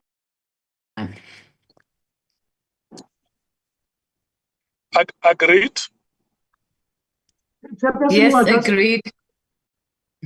Chairperson, we are confused because in terms of the document that is being flagged, if you look at 2 point in front of us, it says the committee may refer matters to the appropriate authorities without purporting to determine criminal liability in order to respect the separation of powers between the various spheres of government.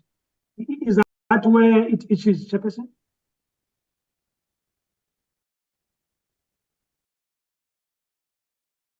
No, I should think this one. No, I should think this one must be different, Honorable Matthews. No, it is that one, Chair. It's just to add on to that sentence. So after we refer matters to the relevant authorities, we must be able to the relevant committee in Parliament must be able to do oversight. Okay, no, I agree. I accept the point. Do Yeah, you we understand discussed that it? at length the last time. Thank you, Chair. Yeah. Chairperson, if I may just give guidance, Chairperson.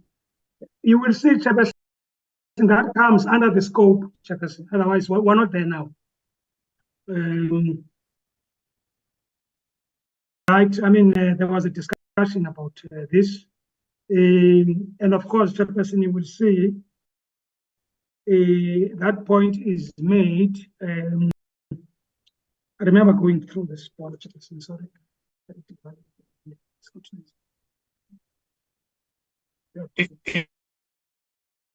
Is there a problem if we write it on 2.9?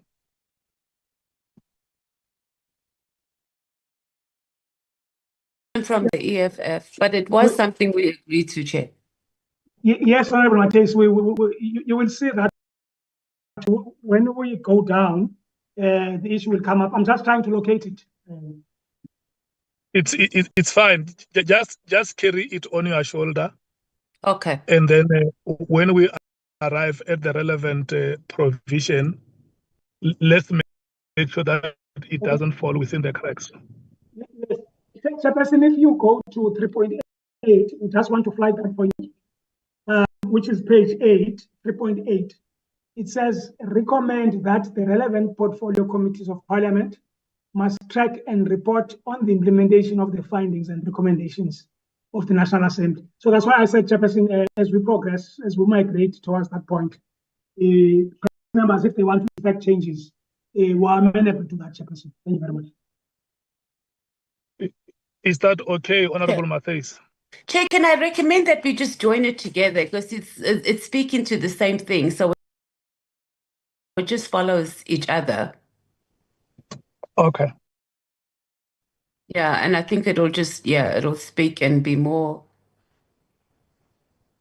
sensible if it's just those two just follow each other rather than being separated. Thank you. Chairperson, can I come in? Yes. Yes, Chairperson. So if you look at 19, which Honorable Matthias is referring to, that whole section, Chairperson, deals with the legal framework. So we can add there, Chairperson. In fact, our view is that, Chairperson, this is under a separate heading, which is heading number 3, which deals with the objectives of the inquiry. Yeah. 19, Chairperson. That's fine. Can I make a comment on that, Chair?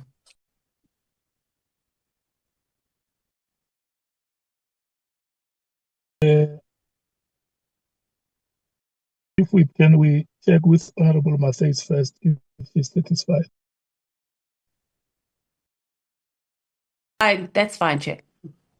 Okay. Chief Whip? No, I'm fine. Sorted then. Thanks. Can we then move to the IFP? Okay, Chairperson, with that inclusion. Thank you so much. The PA.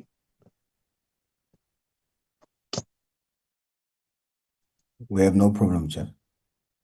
The Action SA. We fine, thank you, Chair. The Freedom Front Plus.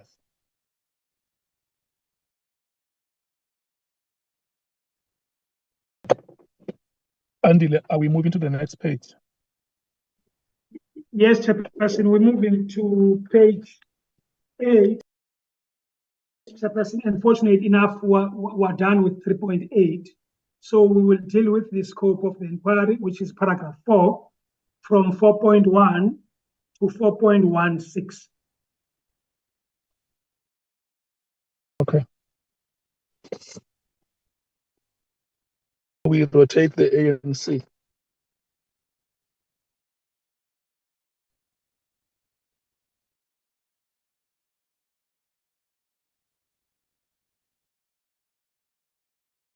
Chair, can I come in on behalf of the ANC? You are welcome. No, thanks, Chair. Just 2 comments, Chair. The first one is on 4.13.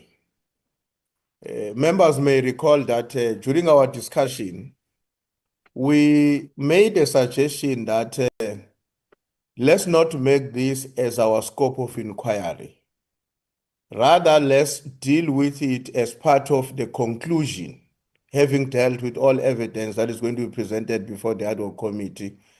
And if it arises that part of what we've had to contend with had to do with human rights abuses, we deal with it at that time when we are concluding.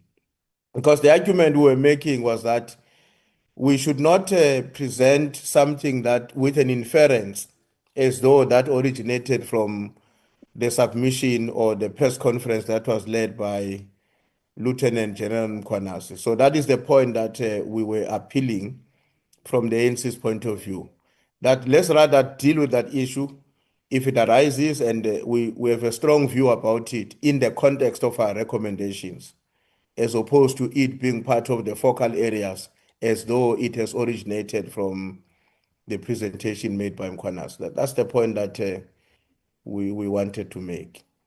The second one, Chair, which is also linked to this one in a way, is 4.12. I should have started there actually. 4.12. The point there in 4.12, the issue of misuse of public resources, bribery, public funds and bribery and all of that. Again, if we want to take an approach that this must be investigated, it should not be a problem. But let's also be careful that we don't do so as a matter we are appropriating to what Mkhwanazi presented, because that would be factually incorrect in our view. But if the view is that this may be one of the things that we need to be dealing with, let's have that view being openly presented and motivated for us to agree on. Not because once you invite Mkhwanazi and he says, but I never raised these matters you are saying are appropriated to me. What do we say when we were there, when we were crafting terms of references? So that is the point that I see is separated from the 4.1.1 now, which may suggest that we are no longer, if it's separated, we are no longer appropriating it to General Mkhwanazi.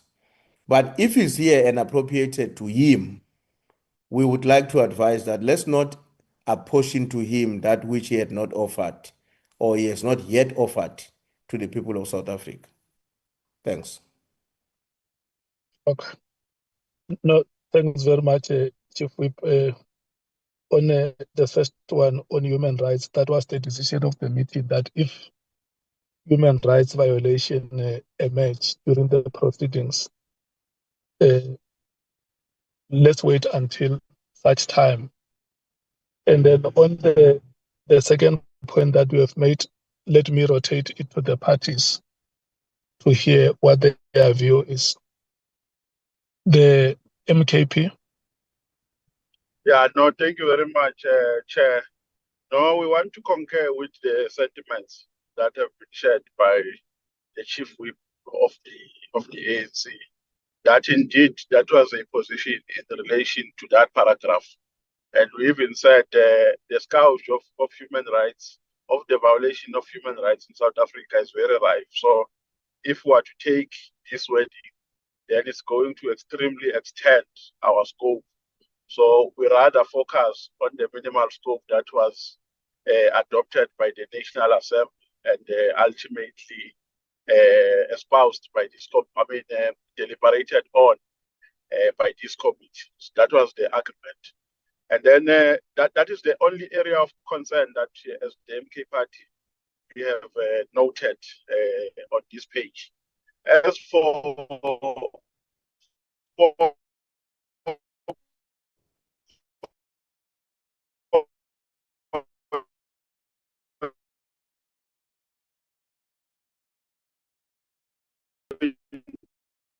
1.2, as the MK party will have no issue, Chairperson, because we believe that the allegation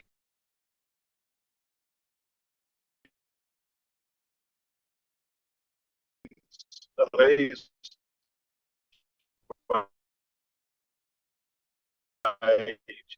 General Mkhwanazi. They center around corruption, bribery, misuse.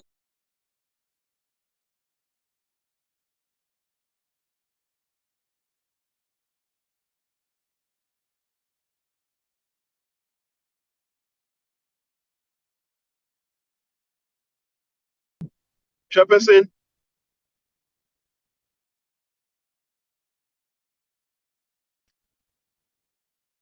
Honorable Nombalo. Chair. Yes, Chair. Yes. Did you hear me? Was I audible from the from when I started until? From where you started, at some point you got disrupted. But did you get the gist of my submission? That you support the chief whip on the first part, and on the second part you don't have a problem. Thank you. The DA. We're fine with it. Thank you, Chair. Thank you so much. The EFF. We're fine with it remaining, Chair. Okay. Well, it must remain. We support that it must remain. And then, but the human rights abuses, we agree that based on what we agreed to in the last committee, that it must be removed. But obviously, if it comes up, we'll deal with it. Thank you. Oh, okay. The IFP.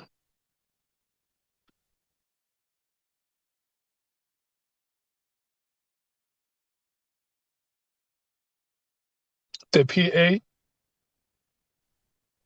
Chairperson, if it remains 4.1.2, then maybe it should say any related claim, because if we say any claim regarding corruption, bribery, or misuse, makes the scope much more bigger, so that if someone comes with a claim around corruption in SAPS, then that means we will look into that claim, because we're saying any claim. But I think the intention is to say related to the Mkhwanazi allegations. So my submission is if 4.12 stays, then the word related claim should be there. If not, then we do not support, because it broadens the scope rather than the zoomed in focus. Thank you, Chair. Okay. The Action SA. We are fine, Chair. I think just after listening to Honorable Salts now, I agree we need to add in related to. Everything else is fine. Thank you. Freedom Front Plus.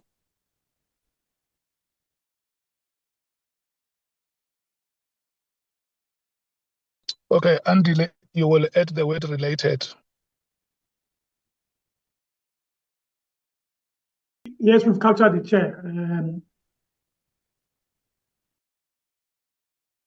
Can we move to the next page?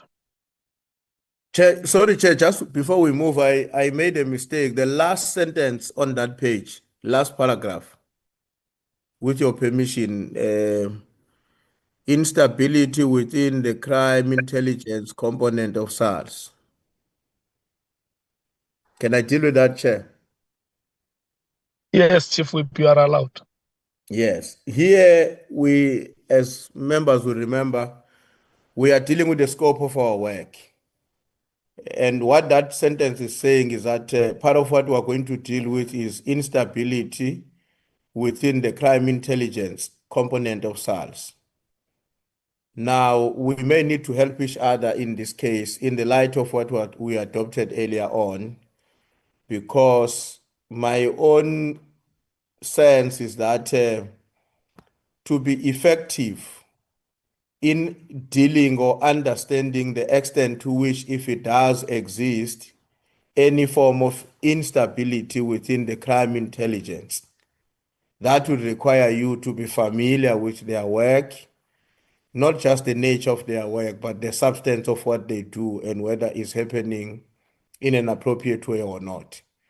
Now, will that not be inconsistent with what we adopted earlier on, because our view is that maybe this matter is that sentence, that paragraph, a sentence 4.1.6 essentially belongs to the work of our sister committee, which is the Joint Standing Committee on Intelligence. It's difficult for us to really imagine how effective will we be able to make a determination about instability or otherwise of the crime intelligence unless we are immersed in the, not just in the nature, but in the actual work that they do. That is a comment we wish to make, Chair. Thanks. What do you suggest? So I'm suggesting, Chair, that this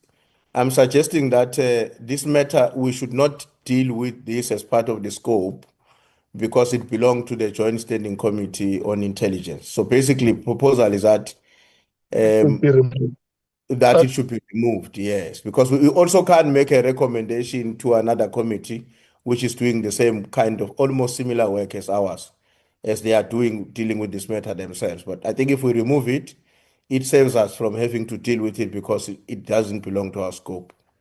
Thank you. Okay. The MKP. Chairperson, we are vehemently opposed to this proposition. Our view is that we must deal with allegations as they were presented, and we must deal with allegations as they were tabled in Parliament. So there must be no deviation. If we were to take this approach, that would amount to responsibility, and that would mean that we're doing a responsibility to a certain extent and not fully. So let's deal with this investigation and see matters as they come to this committee and develop an approach of how we deal with them at that stage. Because saying we remove it on the basis that it belongs to another committee and we do not have jurisdiction to deal with certain matters, I think will be premature. Let's do an investigation as we were tasked, and not now try to be innovative and creative and try to reconfigure the allegations raised by General Mkhwanazi. Let's deal with them, Chair. I believe that if there was that concern, it should have been raised in Parliament or with the Speaker to say that we think that this committee does not have jurisdiction to deal with certain matters, and then we get guidance from such people or from the Speaker or from Parliament. So, Chair, our view in summary and in conclusion is that let this paragraph or this sentence be part of the terms of reference. Let it be here. Let's not remove it. Let's deal with issues holistically and not try to put other issues under carpet. Thank you. Okay. Honorable members, I'm going to suggest that because we debated these matters in the last meeting, let's not reopen debates. We just say we agree or we disagree. I think that is sufficient. The MKP disagrees. The DA? Agree. The DA agrees with what?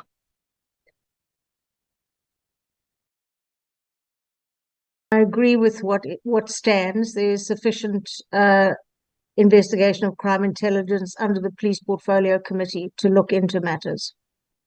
It's only the secret section that falls under the JSCI. So you support that yes, the matter must remain on the terms of reference? Indeed. Okay, so you agree with the MKP. The EFF?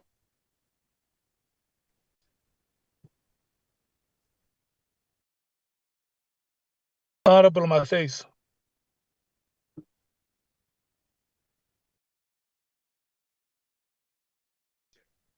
He agrees with MK. Okay, the IFP. Well, I agree that the matter should actually remain in the terms of reference. Okay, the PA. Chair. Chair. The PA.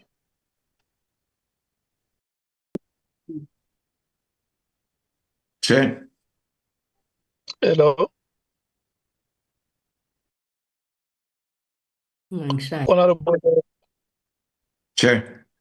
There are two hands here, Honorable Malema and Honorable Matthys.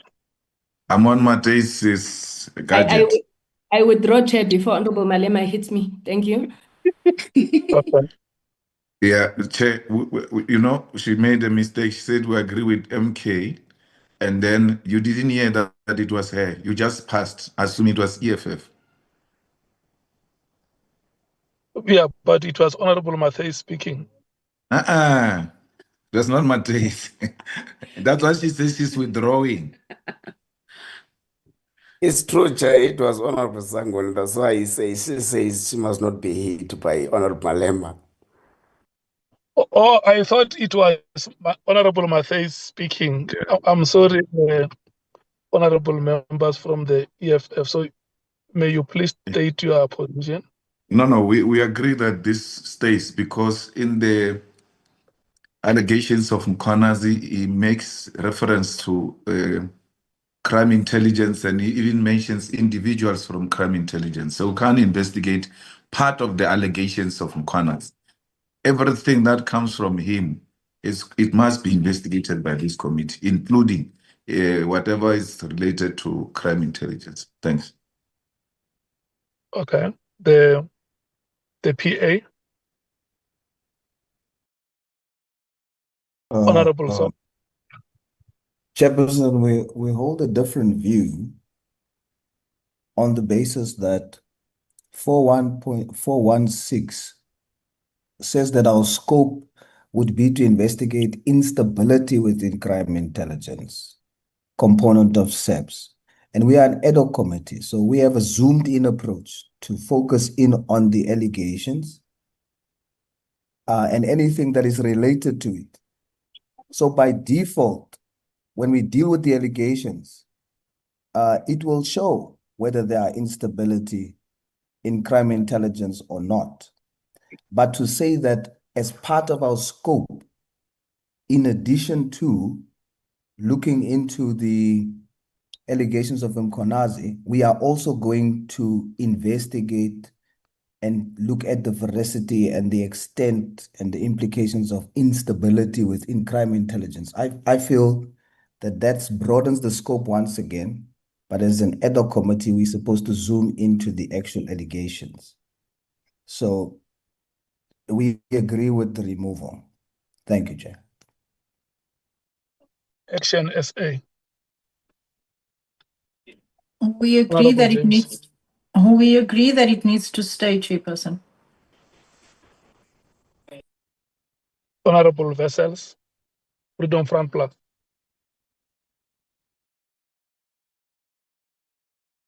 Okay, the matter remains on the terms of reference. Can we move to the next page?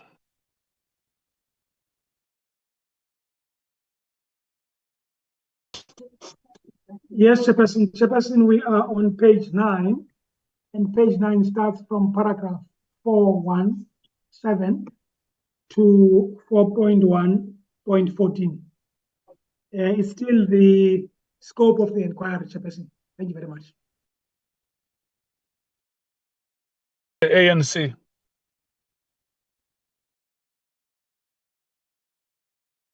Chairperson, on page, on 4.1.14, the allegations of members of parliament with regards to the classified information released to them, specifically reference to members of parliament who are allegedly linked to criminal syndicates. Chair, given the discussion that we've had, I think we just need to clarify what we mean in relation to this, and also in relation to our earlier discussion on classified information. Now, our understanding as the African National Congress is that we can consider the allegations regarding the classified information because that is unlawful. But I would assume that when it comes to the content of the classified information, itself, that still remains in line with the decision that we had taken, that if it is information emanating from Parliament, we will handle it in terms of the parliamentary protocol on handling information. If not, we will have to refer it to, if not, we can seek that it is, that we facilitate an application for its reclassification. Alternatively, then refer that to the the committee that is empowered to deal with that. So our clarity is on the content of the classified information. We agree with the allegations, but on the handling of the content, we can then refer to section, I don't know, I think it was 2 point something where we dealt with this matter. Thank you, Chair. Okay. The MKP. No issue detected, Chair. We're fine. The DA. It's fine, thank you, Chair. The EFF. Chair, on 4.1.11, it's just we need to put in plural for crime syndicates, drug cartels, because here it's singular, that's all. Otherwise, we're fine. Thank you. Okay. The IFP. No, we're fine. We are fine, Mr. Chairman. The PA. We're fine, Chair. Action SA. We're fine with page 9. Thank you, Chair. Freedom Front Plus.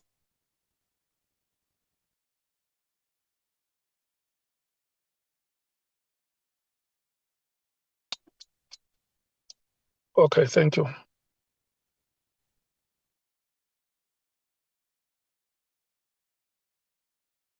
Andile.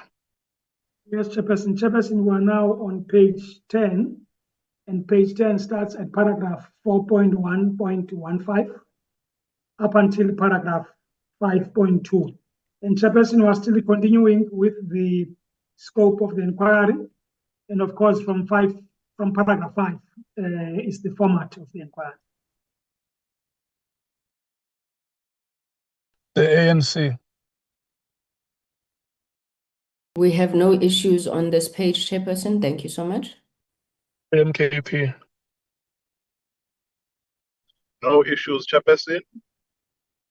The DA. No issues, Chair. The EFF.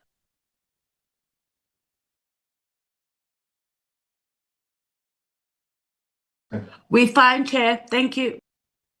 The IFP. Issues, Chair. No issues, Chair. Thank you. The PA. No issues, Chair. The Action SA. Pass, Chair. Thank you. Freedom Front Plus, I'm calling them for the last time around. If they want to speak, they will indicate. Can we move to the next page? Thank you so much, honorable members. Yes, thanks, Chairperson. Chairperson, we're now on page 11, and we're still dealing with the format of inquiry. And this page starts from paragraph 5.3 up until paragraph 5.5.7. The ANC. Thank you, Chairperson. Can we just get clarity on 5.3, because on our document, 5.3 is empty, but then we have no issues with the rest of the page. Thank you. I think it may be a numbering problem. Thank you, Chair. You will recall, can I come in, Chairperson, to clarify that? Yeah. Yes, you will recall, Chairperson, when we started right at the beginning, I had indicated to members that that was a typo, and of course, we have since fixed it. Thanks, Chairperson. Okay. So do you see it, Honorable Sangun? Yes, thank you, Chair. Are you fine with that part which was missing? Chair, just for completeness sake, sorry. If we could go to 5.3. Yes, we are fine. Thank you, Chair. Okay. The MKP. We are okay, Chairperson. The DA. It's fine, thank you, Chair. The EFF. We're fine, thank you, Chair. The IFP. We are okay, Chair. The PA. All good, Chair. Action SA. We're fine, thank you. Can we move to the next page, Andile? Yes, Chairperson. Chairperson, we're on page 12 now. And page 12 is still the continuation, Chairperson, of the format of the inquiry. And the document starts from paragraph 5.4.8 up until paragraph 5.6. Thanks, Chairperson. The ANC. Thank you very much, Chair.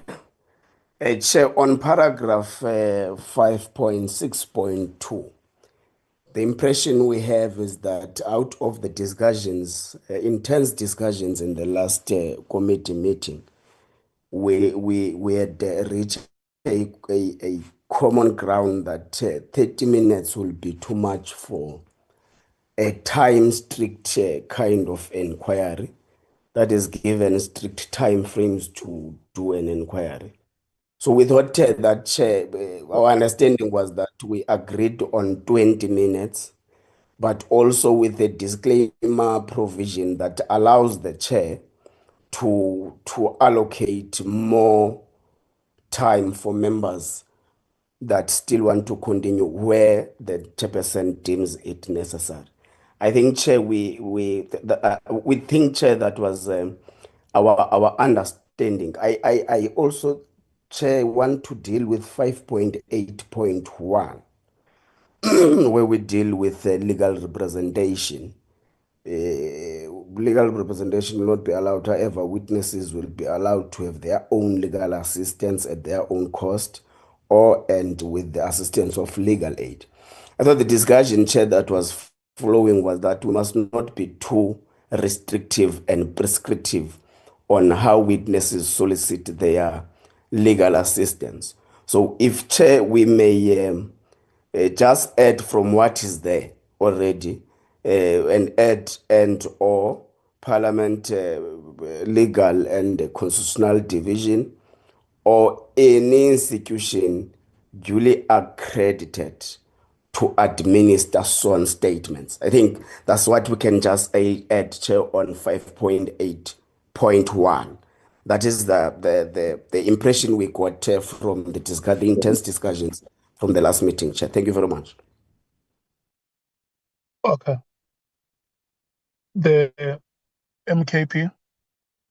Chairperson, maybe before that, can I come in, Chairperson? Because Honorable Nora is on another page, Chairperson, and the procedure you said would be that we look at one page first, effect amendments, if there are any, and then move to the other page.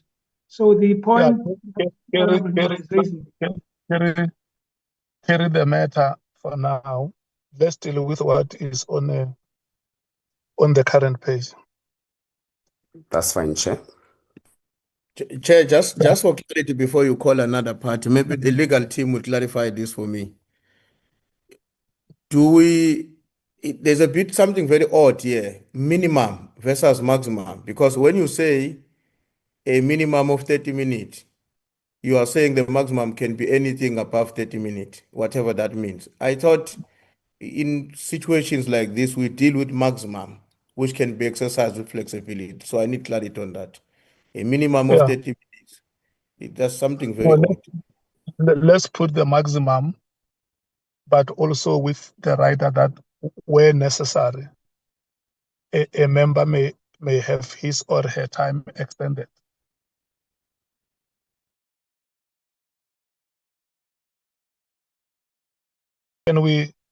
Is it okay, Chief, can we move to the MKP to hear their views? Okay. MKP. Yeah, thank you very much, Chair. Chair, the only issue that we had noted is this one of a minimum versus the maximum. That's the only issue, which has, I think, has been properly advocated for by the chief whip of the ANC. That's the only issue.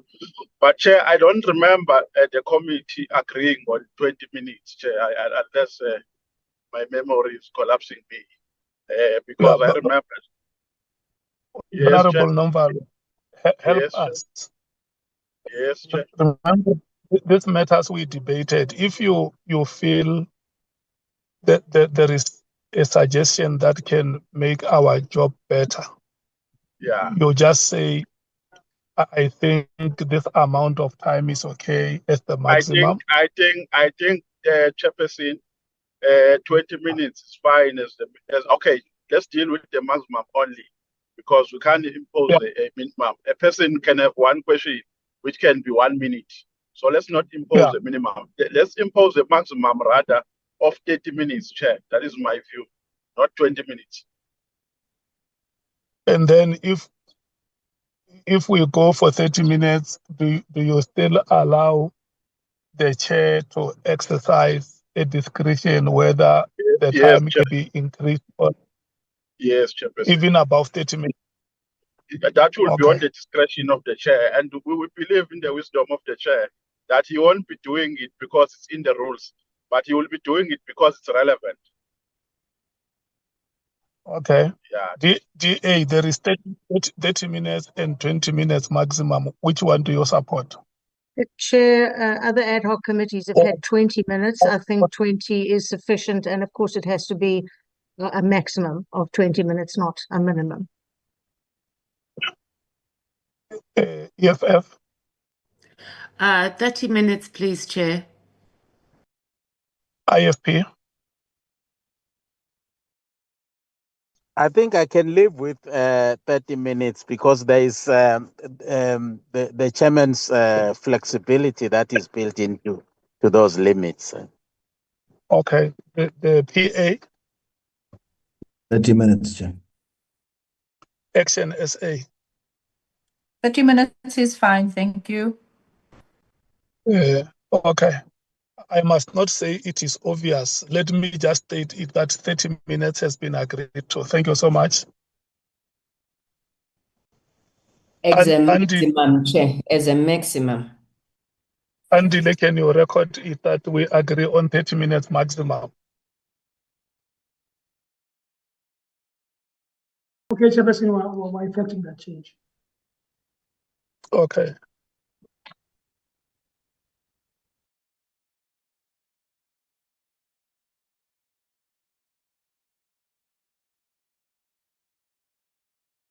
Then we move to that was the only matter in this page which was raised.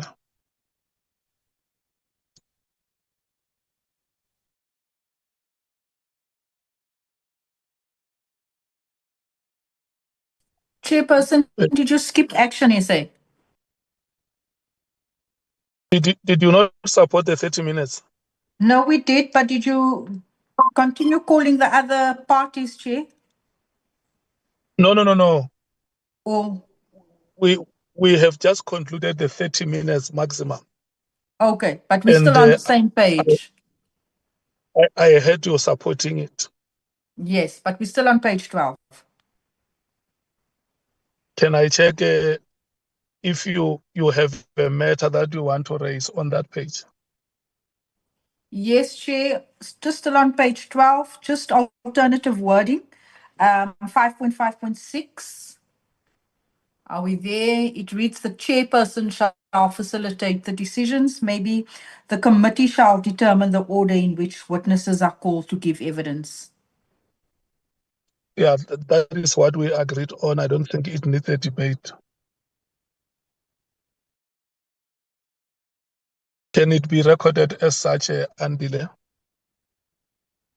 Thank you, Chair. Any further matter before we move to the next page?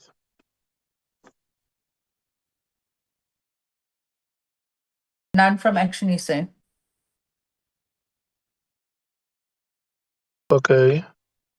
I'm not seeing a hand from any other party, so I assume that the meeting says proceed. Next page, Andile. Chairperson, we're now on page 13, and it starts paragraph 5.61 up until paragraph 5.8.2. Some of the paragraphs, Chairperson, deal with legal representation, and then others deal with the Audi alteram partem rule. There is a matter that Honorable Ngola raised about representation. You remember it where we agreed that we must not be prescriptive.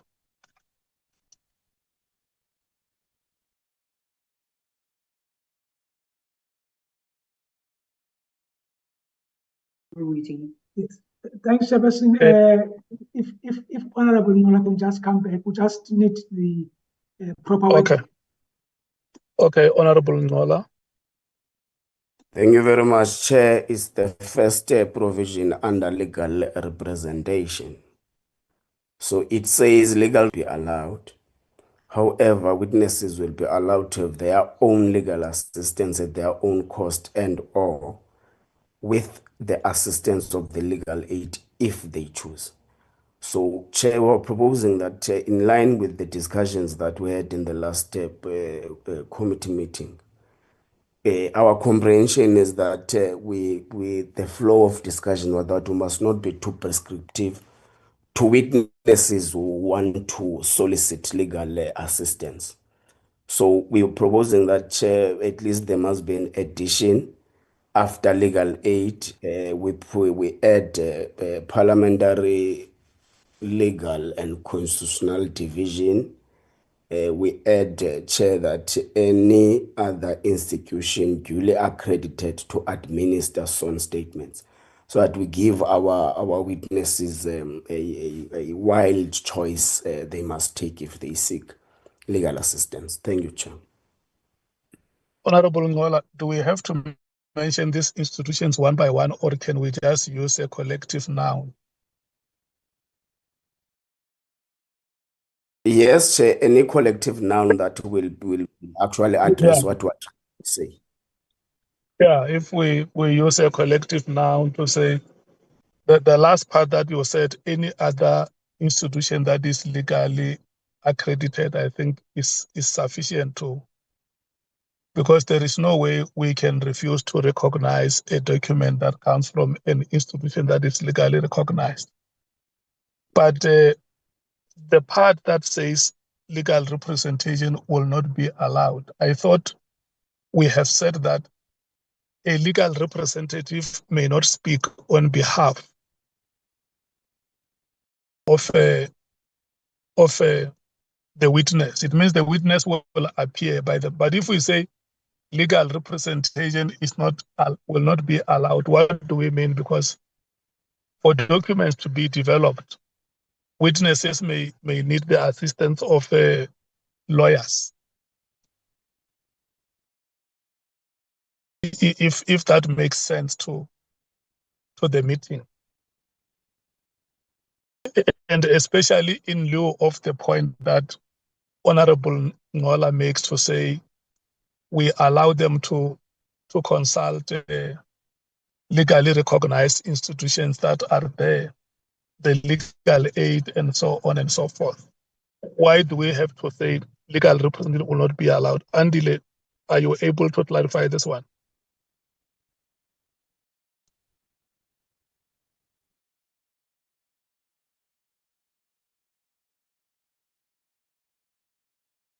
Yes, Chairperson, I thought you had clarified, because I think what we're emphasizing here is that we are trying to draw a distinction between legal assistance and legal representation. So in other words, we are avoiding a situation where people come with their lawyers, and I think we saw this during the State Capture Commission inquiry, and then the lawyers speak on behalf of witnesses. That's what we're trying to run away from. So in order, Chairperson, not to restrict their right to a point where we fall foul of other legal principles. Then what we say is that, yes, they can have legal assistance, of course, at their own cost.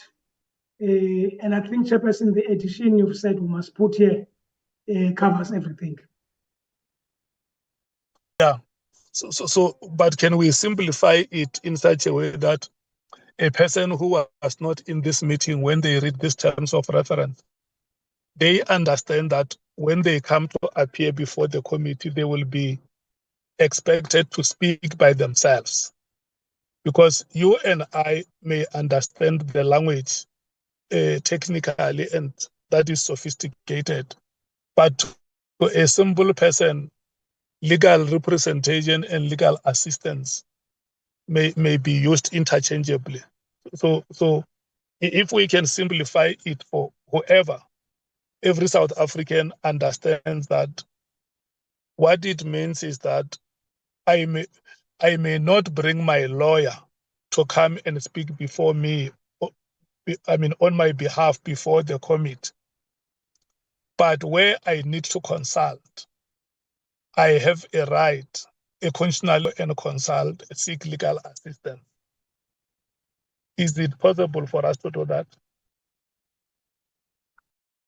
No, Chairperson, first, Chairperson, we don't agree with the view that legal representation and legal assistance those two can be used interchangeably, because they mean different things. And of course, Chairperson, I think if you go to paragraph 572, 573, 574, you will see exactly what the difference between the two is. In other words, we explain.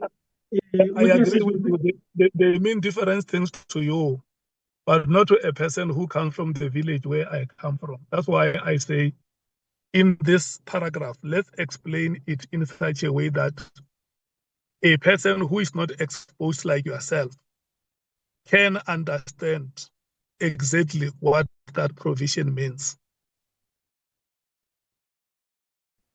Yeah, Chairperson, look, it's a pity now because this is now becoming an issue. Because, Chairperson, I mean, the law of interpretation, Chairperson, says, look, if we find ourselves in the forest, Chairperson, we should then go and check the dictionary meaning. So Chairperson, I would say. Chair. Hello? Yes, Nombalo, Chair. Honorable Nombalo.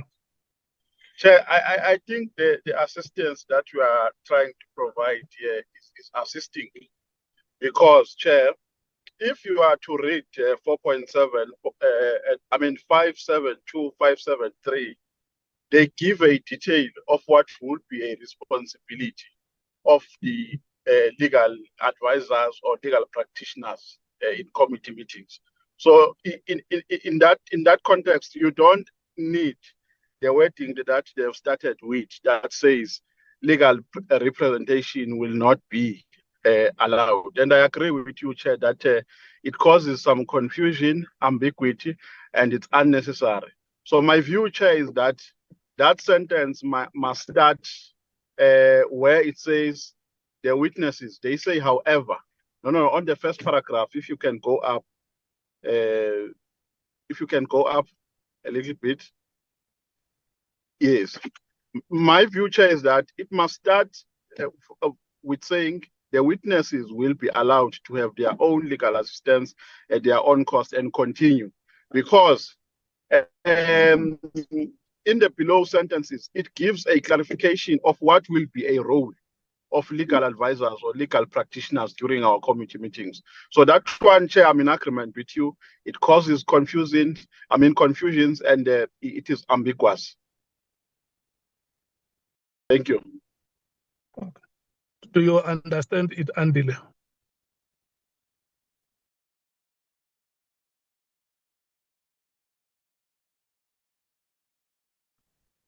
Yes, but Chairperson, if you look at 5.7.3, Chairperson, I'm not sure that if that assists, Chairperson.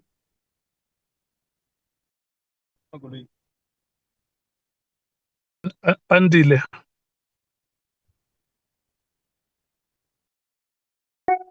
Chair? Smaller.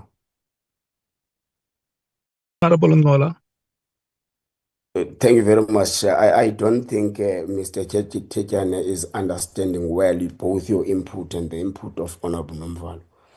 I agree with what he said first of trying to make a particular distinction between legal representation and legal assistance. But the intervention that you are making, Chair, is that for a lay person, it might be understood from our own end. But for a lay person, they may misinterpret the first sentence of the paragraph. Now, given the fact that we have got 5.7.3, 5.7.2 that are actually explanatory to the roles the legal assistants will be doing in the inquiry. So I think the proposal, Mr. Lekganyane, is that maybe it's not wrong. The proposal is not saying it's wrong, but maybe it's unnecessary for this purpose. So if the proposal from the chair is that can we start with the witnesses will be allowed to have their own legal assistance because the below provisions are actually detailing what those legal practitioners will be doing in the inquiry. Thank you very much, Chair. Okay. Look, honorable members, I don't think that we need to debate this matter further.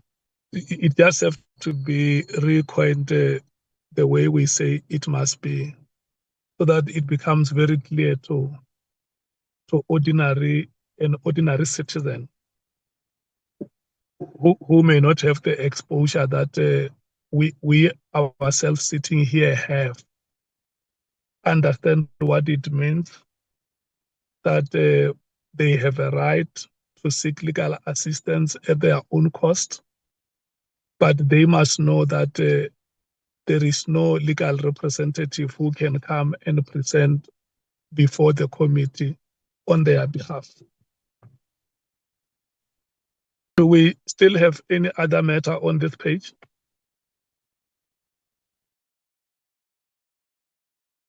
No, Chair. Okay, can we move to the next page? Yes, Chair. Thanks, Chairperson. Chairperson, we're on page 14 now. And page 14 starts from paragraph 5.8.3 up until paragraph 5.1, Chairperson. So we're still, Chairperson, dealing with the format of the inquiry. Okay. Can we check the ANC? The ANC has no input on this page, Chairperson. Thank you. The MKP? No issues detected, Chair. The DA? It's fine, thank you, Chair. The EFF? We fine, thank you, Chair. The PA? We're fine, thank you. The IFP? No, we're fine, Chair. The NSA? We're fine, thank you, Chair. Let's move to the next page. Andile. Yes, Chairperson? Can we move to the next page? Yes, Chairperson. The next page is page 15, Chairperson. And it starts from paragraph 5.10.2 up until paragraph 6.5, Chairperson. And Chairperson, I think 3 provisions still deal with the format of the inquiry, and then the others deal with public participation and transparency. Thanks, Chairperson. Okay. ANC? No issues from the ANC, Chair. MKP? No issues, Chairperson. DA? No issues, Chair. EFF? Chair, yes, we do on 6.3, where it says meetings whenever possible. I don't think it's necessary to put that whenever possible, because what would make it impossible for us to broadcast the committee? So it leaves it open for, yes, let's remove that, please, Chair. Thanks. Agreed. The IFP, Yes, agreed. the PA, Agreed. the Action SA. We're fine, thank you, Chair. Thank you so much. Next page, Andile.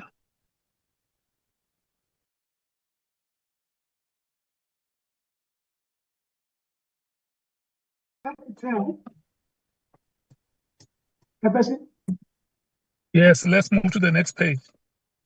Oh, no, Chairperson, just on 6.3, Chairperson, on what Honorable Matheus has said. What we're anticipating there is that some of the committee meetings might have to be closed.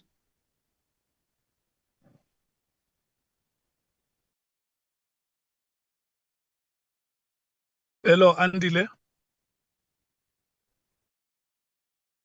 Not sure I'm just saying, Chair, by saying whenever possible. What we're envisaging was that some of the meetings might have to be closed for witness protection.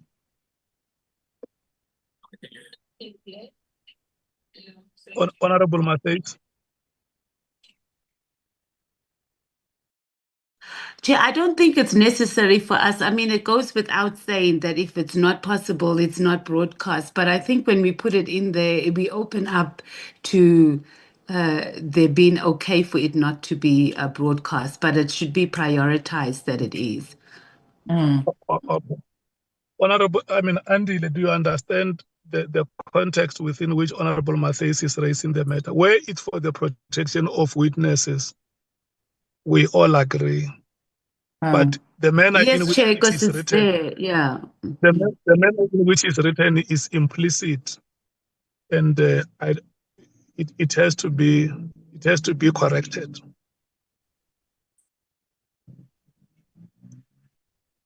Okay, Chairperson, we've already deleted.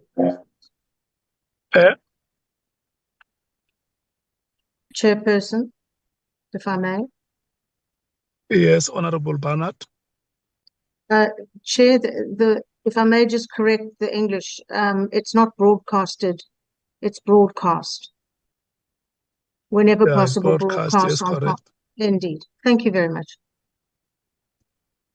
Yeah, but we don't agree with whenever possible.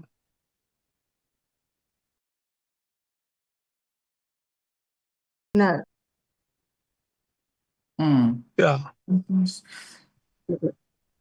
There will be those extraordinary circumstances like the one that Andile has made reference to, which the reason will be based on witness protection. But just to put a blanket statement that says where necessary, I don't think that that is what is desirable, because who determines what is necessary and what is not necessary? There will be exceptions that we agree to say here, because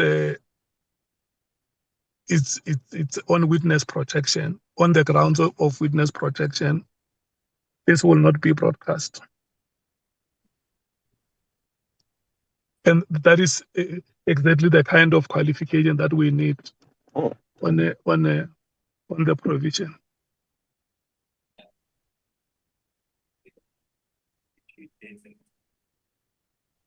Do you have it, Andile? Yeah, Chairperson, remember you said we must remove whenever possible, and that's exactly what we did. It appears like you are very far from the microphone now. Okay, sorry, Chairperson. I'm saying, Chairperson, the proposal from Honorable Matheus was that we should remove whenever possible. And that's exactly what we have done, Chairperson. Thank you. Fine.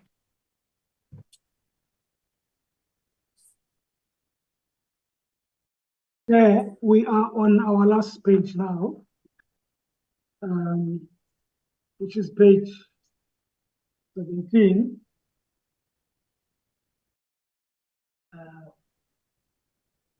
16, sorry, sir, page 16.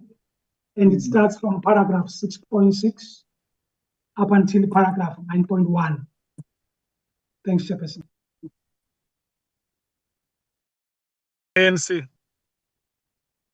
Thank you very much, Honorable Chairperson. Chairperson, just one issue on paragraph. Oh, now I can't find the paragraph. But it's a paragraph that refers to hybrid meetings. I don't seem to remember this in the meeting, Chair. I think there was a vehement opposition to us having virtual meetings. And I'm not sure what kind of situation would arise where people who are witnesses and unable to physically attend meetings would arise. So if we could just get clarity on that one, Chair. We're not vehemently opposed to it, but I think that the committee did say that committee meetings, the hearings of the committee will be physical, and hybrid meetings would only be held in the case where we're dealing with administrative matters such as this one. Thank you, Chair. Can I come in, Chairperson? Wait until Honorable Sangweni, you suggest that hybrid meetings must be removed. I think that the resolution of the committee was that committee meetings may be held in a hybrid or virtual format, but I don't think that we had agreed that witnesses, we would engage with them in a hybrid format. I think we said those meetings would be physical. So I would remove the last sentence, which starts with when necessary and for the purposes of accommodating persons, because we didn't open up that avenue in the committee. Having said that, Chair, if members think that we should have hybrid meetings, we are not vehemently opposed to it as ANC. Thank you, Chair. Okay. Andy, do you want to clarify something? Yes, Chairperson, thank you very much. Chairperson, if you look at the second sentence, which Honorable Sangweni is referring to, it says, where necessary, and for purposes of accommodating persons who are witnesses and who are unable to physically attend meetings, hybrid meetings will be held. So in other words, Chairperson, the committee would still be sitting in one venue, but then you've got people, for instance, witnesses who are in witness protection, Chairperson, who can't come here due to security reasons. And I think the view, Chairperson, for those persons, they can give evidence, Chairperson, even if they are not in the same room as members. So the first sentence, Chairperson, is very clear. Committee meetings will be held within the parliamentary precinct or any other suitable venue to be determined by the Chairperson. But this second one, Chairperson, speaks directly to witnesses, particularly those, let's say, who are in witness protection, who can't, for security reasons, be in the same room when they give their testimony. Thanks, Chairperson. If you add a sentence that say hybrid meetings will only be arranged under the following circumstances, and you put them, is it a problem?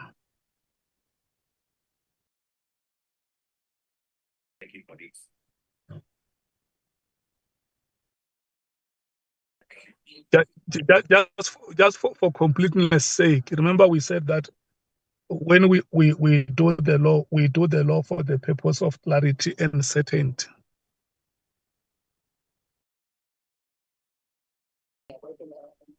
MKP?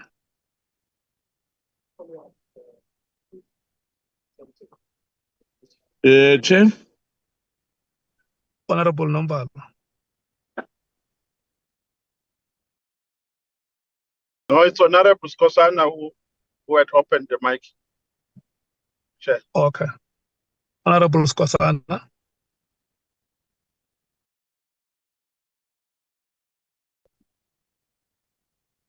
Okay. DA? Yeah, no, Chair. I thought Honorable Skosana will come. No, with the clarification that has been given by the legal team, we don't have issues.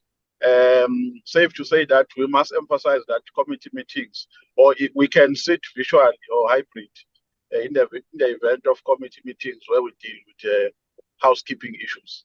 But for interviewing witnesses, I mean, it must be physical, Chairperson, except under exceptional circumstances, like the circumstance that has been mentioned by the legal, by Andile. Thank you very much. So you agree that hybrid meetings must be clarified that it can happen under exceptional circumstances? Yes, Chairperson. Which the committee may determine. Yes, Chairperson. Thank you so much. 100%. Thank you. DA? Yes, with that, I think it absolutely is perfect. Thank you. Allowing for essential meetings to be carried out hybridly. Thank you. Thank you. Thank you so much. EFF? Chair, I think it must say that the hearings will be held in public, and there will not be any virtual hearings. That should be the statement. And then upon application to the chairperson, that for whatever reason, the committee will then consider if indeed this matter cannot be heard in public, in physical sitting. Because we must encourage the physical sitting. So it must not come across as if it gives an easy way out of not appearing physical. It must be the emphasis, whatever you write, the emphasis should be the hearings are going to be held in public, and witnesses are going to be expected to appear in public, physical. Unless a special application is made to the chairperson for the consideration of the committee, then the committee will determine if that application is correct or not. Because if we put it as if we've got two options here, you can choose whether you want to come or not. Everybody must, the spirit of this must be that you have to come. And then if there are compelling circumstances, those will be brought to attention and we'll take a decision at that time. Okay. The IFP? Chair, I think I agree with the notion that we should actually compel people to come physically. Because remember, when we discussed this point previously, it was like we were trying to avoid a situation where we would be talking to a witness when a witness is actually having someone behind him or her talking to us. So we wanted them to appear physically. Of course, there will be those circumstances where perhaps the witness would not be able to come. Then let the chairperson actually look into that matter and bring it before the committee to actually decide. I agree with the Honorable Malema. The PA? We agree with Honorable Malema. The Action SA? We support the view of the EFF. Thank you, Chair. Okay. Have you recorded it already, Andile? That is the majority view of the meeting, that emphasis must be made on physical appearance. So the primary statement there must be that the meetings of the committee will be physical. Yes, Chairperson, if you look at 7.1, we've already made those changes, and we would be happy if members could tell us whether they are happy with what has been Correct. changed. Yeah. Okay. Was this the last matter on this page? Yes, Chairperson. Yeah. But I made a mistake, Chairperson, and I said this was the last page. It's not the last page. Sorry for that. Yeah. Yes.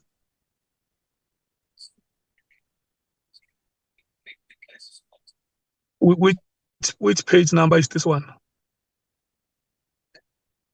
Chair, before you move, I don't think there's a proper capturing them before you move.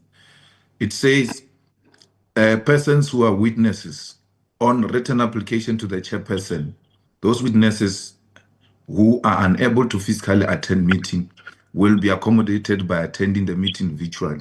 Hybrid meetings. Also, that's the wrong caption. It can't be automatic.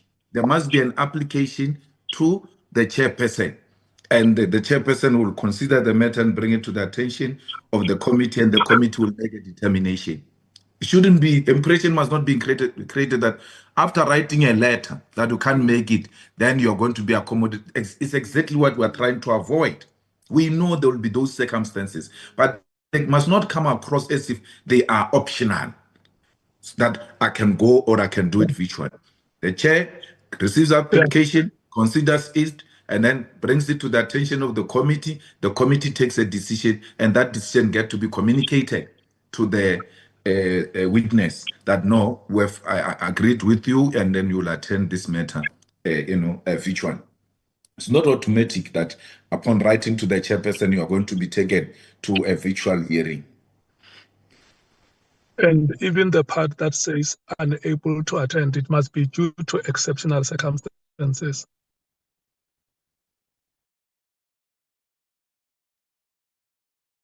So that we do not have anybody saying, I'm unable to attend. So it must be due to exceptional circumstances. It may be on the grounds of disability or on the grounds of witness protection. Chairperson, I think the point that's being made is that even under exceptional circumstances, that decision is made by the committee. So the person applies, the committee decides whether... I agree with that, Honorable Souls. I'm dealing with the first part. The part that you are on is the latter part that deals with the application, which the committee will make a determination. I'm saying the first part must not be open to everybody. A person who wants to make an application, a person who is unable to attend, it must be under exceptional circumstances. So that you don't have anybody taking advantage and writing to the committee without any exceptional circumstances that makes him to write to the committee. I hear you, Chairperson. What I'm saying is, what I'm understanding, the emphasis should be on that even someone who believes that they have exceptional circumstances must not read into the statement that they decide that that's exceptional circumstances. They must feel the obligation is for them to attend physically. They must ask, and it shall be determined whether that is exceptional or not. So the wording must be stressed that you must attend physically. And then the committee will decide whether your situation is exceptional enough for you not to attend, but it's not optional for you. That point is undisputable, Honorable Son. I 100% agree with you. Honorable Malema. Maybe let's try again. Persons who are witnesses on a written application to the chairperson and on approval by the committee, to those witnesses who are unable to physically attend may be accommodated by attending the meeting virtually. So I think we want to say persons who are witnesses and are unable to attend due to exceptional circumstances will make an application to the chairperson, and on approval of the committee, those witnesses who are unable to physically attend meetings may be accommodated by attending the meeting virtually. Yes, thanks, Chair. May be granted permission. Yes. Yeah. Are you happy with the reformulation, Honorable Sols? Yes, I am, Chair. Thank you. Action SA, are you happy with the reformulation?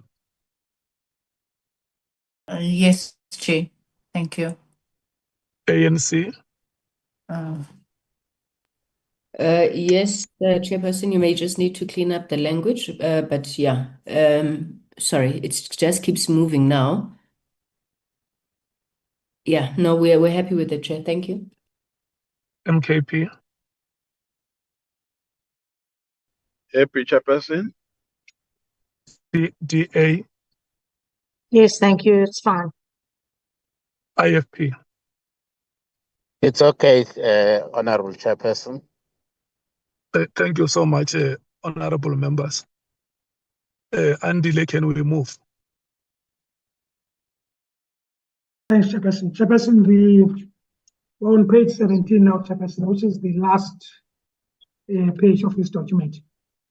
And it starts from paragraph 9.1 up until paragraph 9.4.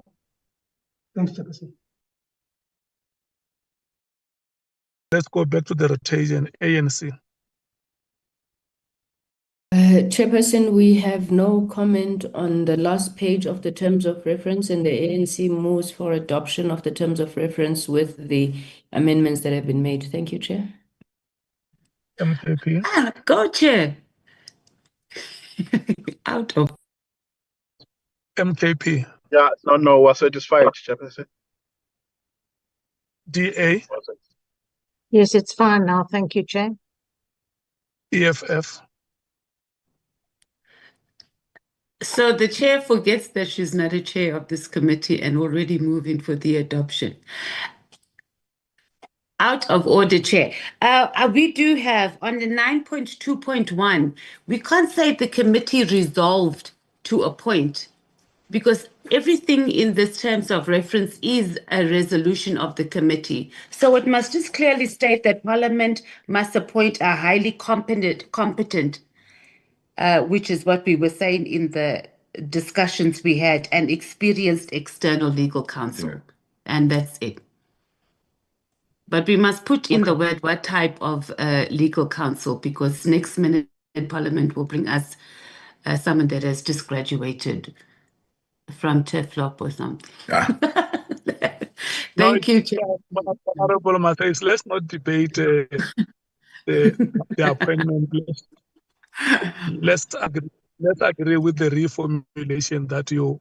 It's fine, but we must put competent. That external. Thank you. Yeah. Thank you. Chair, can external team of. Chair, while we're still there, can I come in? Honorable Malema, yes. I think, I don't know if you don't agree, I have no problem, but I think we ought to be very specific that the legal expert must be a senior counsel. Mm. Yes, that we're not involved in procurement and all of that, but as a principle, to accommodate what Honorable Matthias says, because the next thing we just say legal expert, and then we're exposed to some problems that we did not deal with from the beginning. We say the senior counsel will be appointed, blah, blah, blah, blah, but there must be something that says senior counsel that deals with this aspect. Thanks. Okay. Can I check if the reformulation is supported? ANC? We're fine, Chairperson. Thank you very much. MKP? We are okay, Chairperson. DA? Yes, it's fine. Thank you. IFP? It's fine, Honorable Chairperson. The PA? We agree with formulating the sentence. Action SA? We agree. Thank you, Chair. Thank you so much. Andile, is it appropriately reformulated? Can I read it out to you, Chairperson, and the committee? Yes. Yes, so it says Parliament will appoint the expertise of external senior legal counsel who are suitably qualified and have expertise in such matters to assist with collecting, organizing, and presenting evidence subject to the committee's direction at all times. Much better.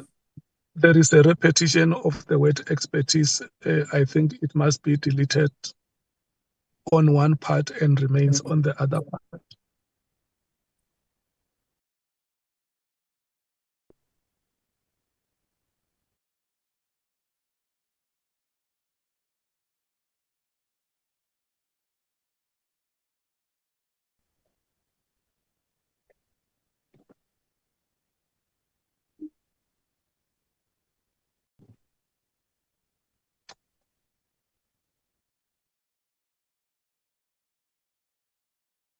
Chairperson, can I come in?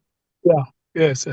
Yes, Chairperson. Just my concern, Chairperson, is that I know for a fact Honorable Malema is correct that we had agreed that we must have senior counsel on board, which is exactly what we will do, Chairperson. But I'm worried about the fact that senior counsel will have a senior junior or a junior. And the way it reads now here, it says external senior legal counsel who are suitably qualified, as if the entire team will be a team of senior counsel. So we'll just play around with the wording, Chairperson. It's just that we don't want a situation where when senior counsel brings a junior or two, then members say to us, no, we said the only legal practitioner we want is senior counsel.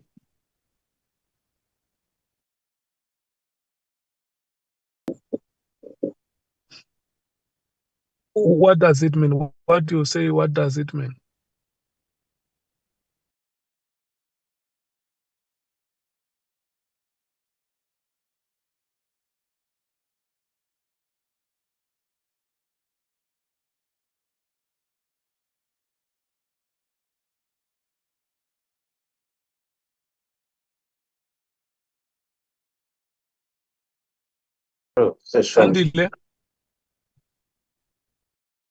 Chairperson, I think we're becoming too prescriptive now, because when you say senior counsel, whoever assists him, we are receiving assistance from him, and whoever he chooses to assist him is not really it's neither here nor there, but the person responsible for giving us the support is the one The senior counsel. Is the senior counsel. So if we're now going to add words to specify that the juniors will also be there, it's just overcomplicating. I think the initial one was just fine. It was direct, concise, and simple. Okay. It has been adopted as such, Honorable Souls. Can we check if there is still any other matter on this page? Yes, Chairperson, from my side. Honorable Souls. Just for reference, it's a small matter, but the table of contents would say that the last page for resources is on 18, but it actually ends on 17. Yeah. That is a correction that will be made. I suggest that you move that it must be corrected.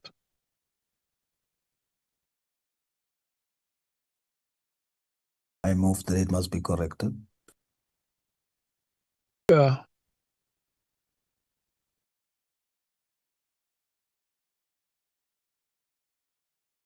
Okay.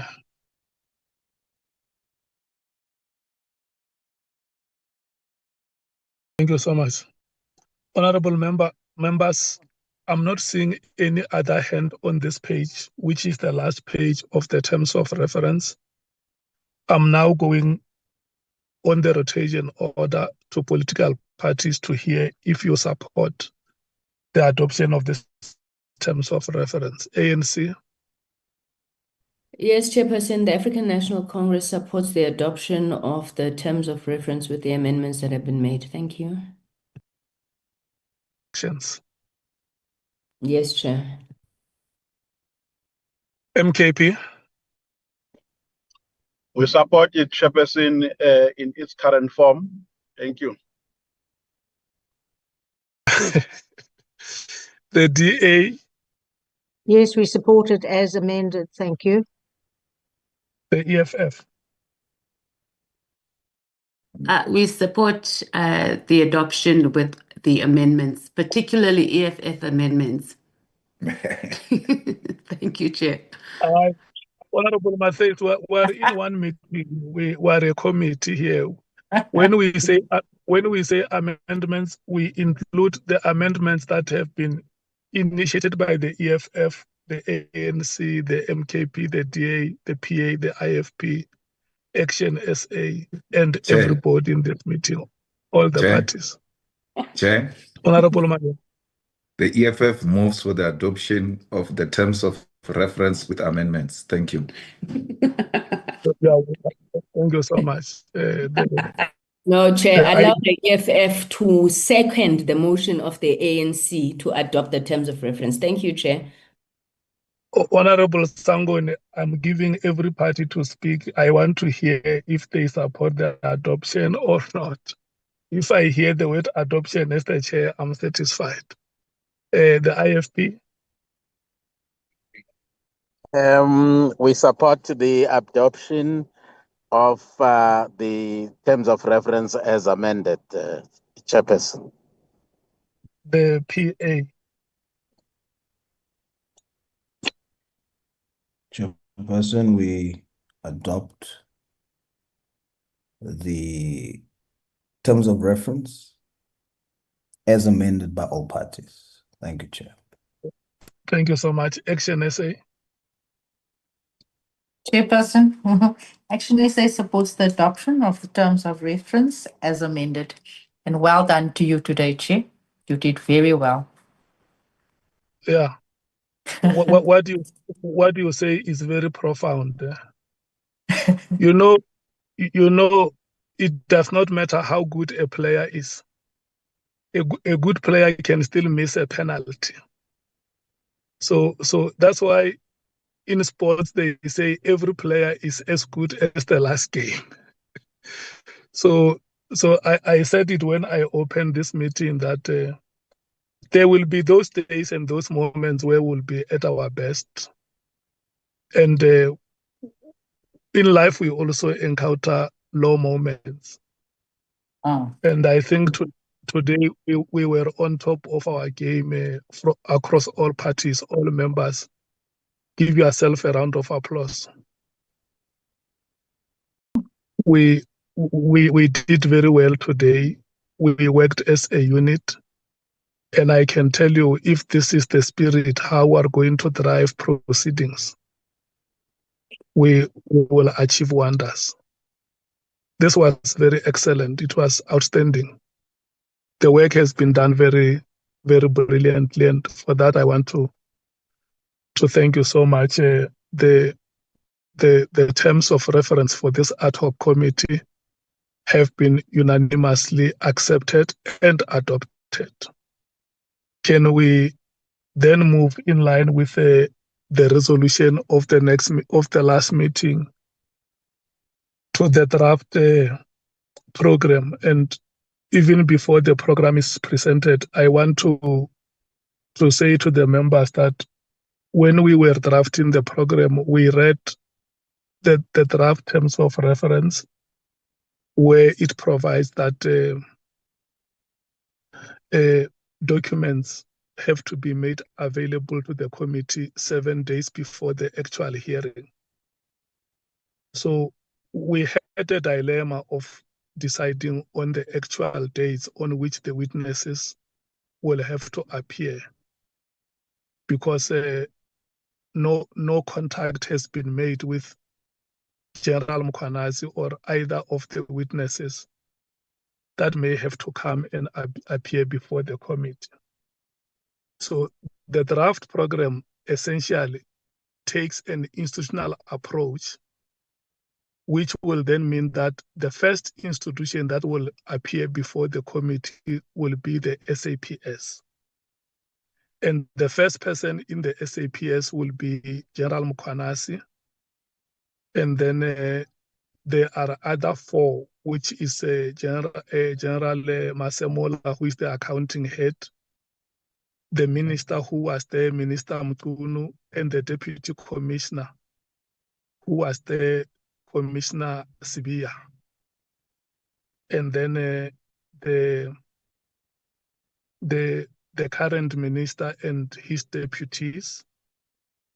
And thereafter, the proposal is that the committee will then order the list of witnesses in line with the terms of reference, the way we have agreed that the committee will order the list of witnesses whose names would have emanated from the presentation that General Mkhwanazi would have made before the committee.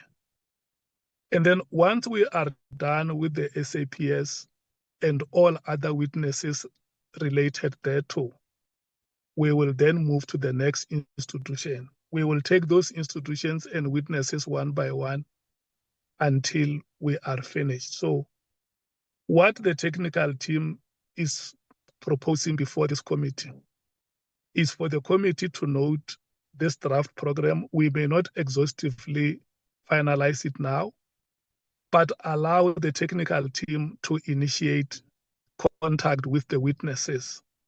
And once they have confirmation of when General Mkhwanazi is going to come, the committee will accordingly be informed that General Mkhwanazi will be available on this date. Of course, we are reasonable. We will not prolong this.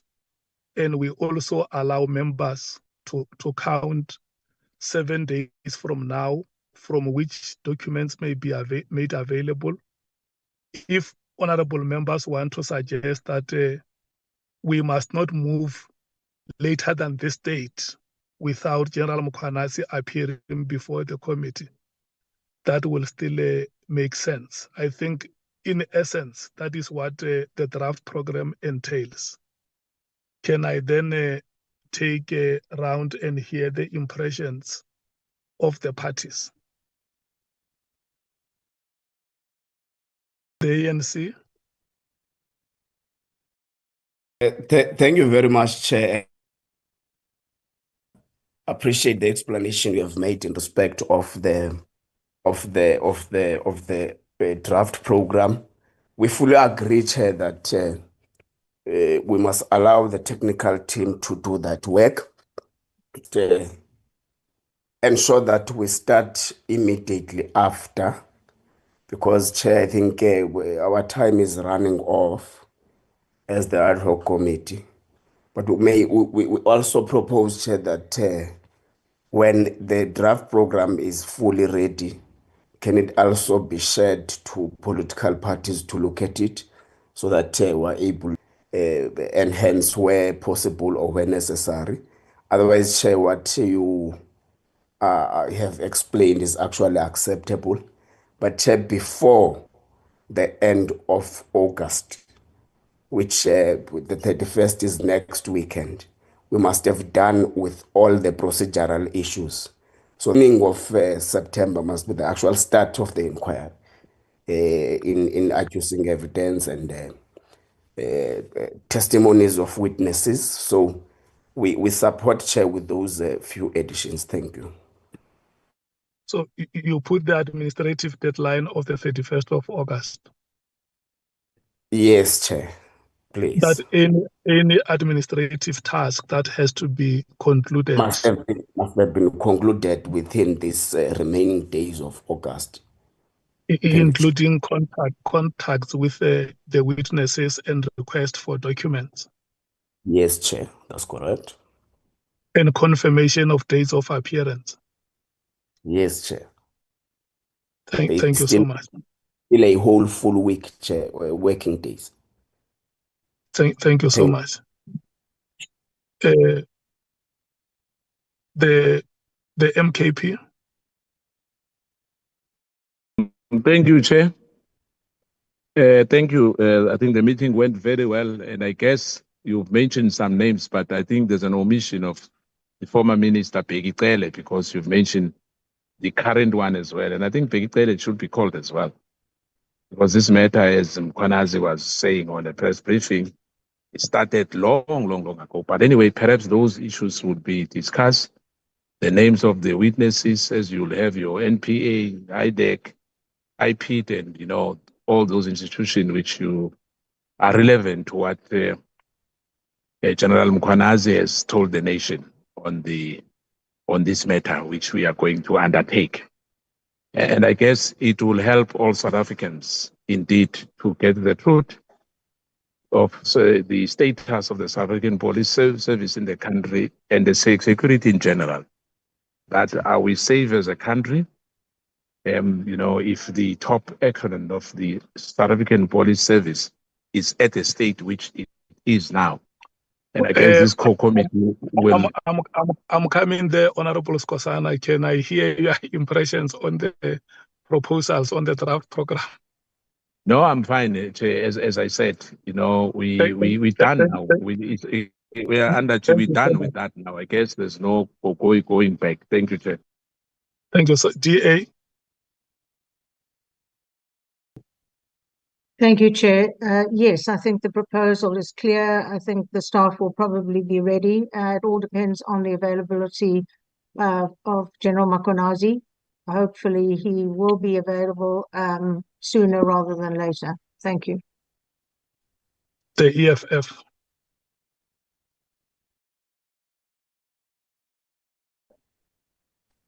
Yes, we are fine. Thank you, Chair.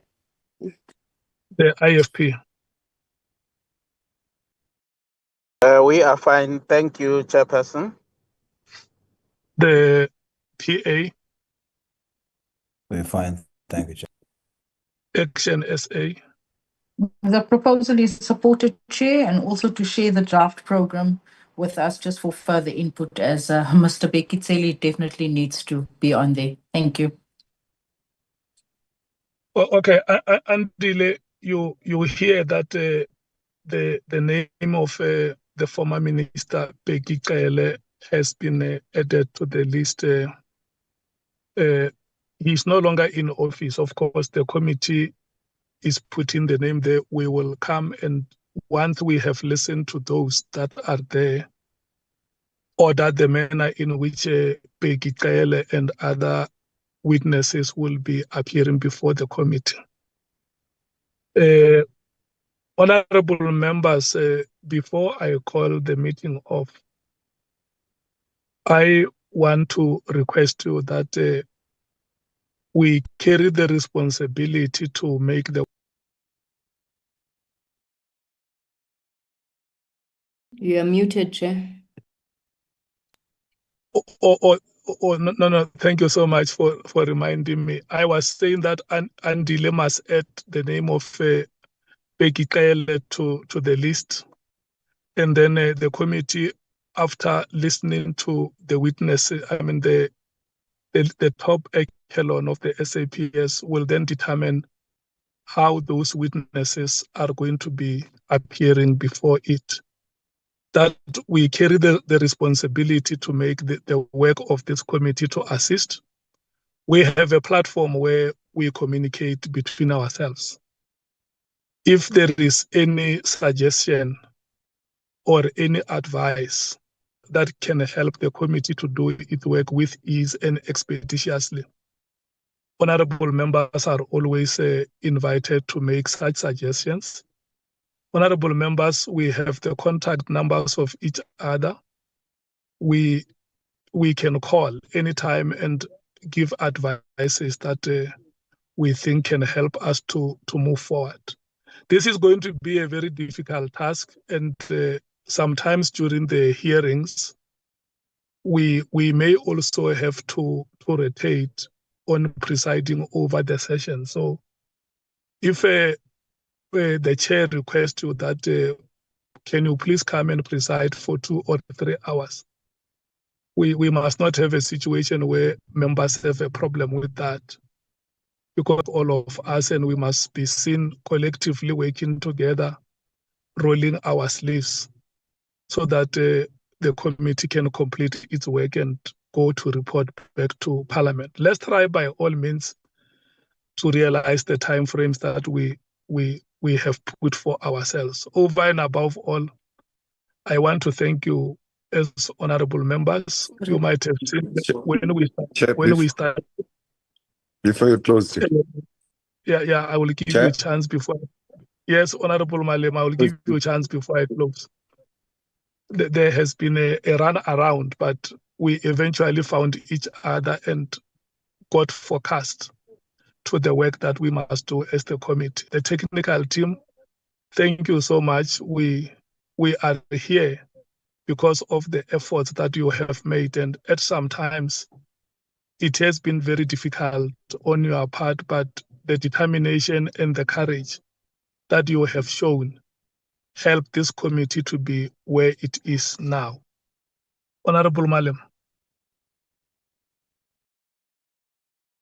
Okay, I was saying, please, in the consideration of the program, we must try by all means to avoid Mondays, because Mondays, as you know, they are constituency days, and it is going to complicate our life. Thanks. That is a valid point, Honorable.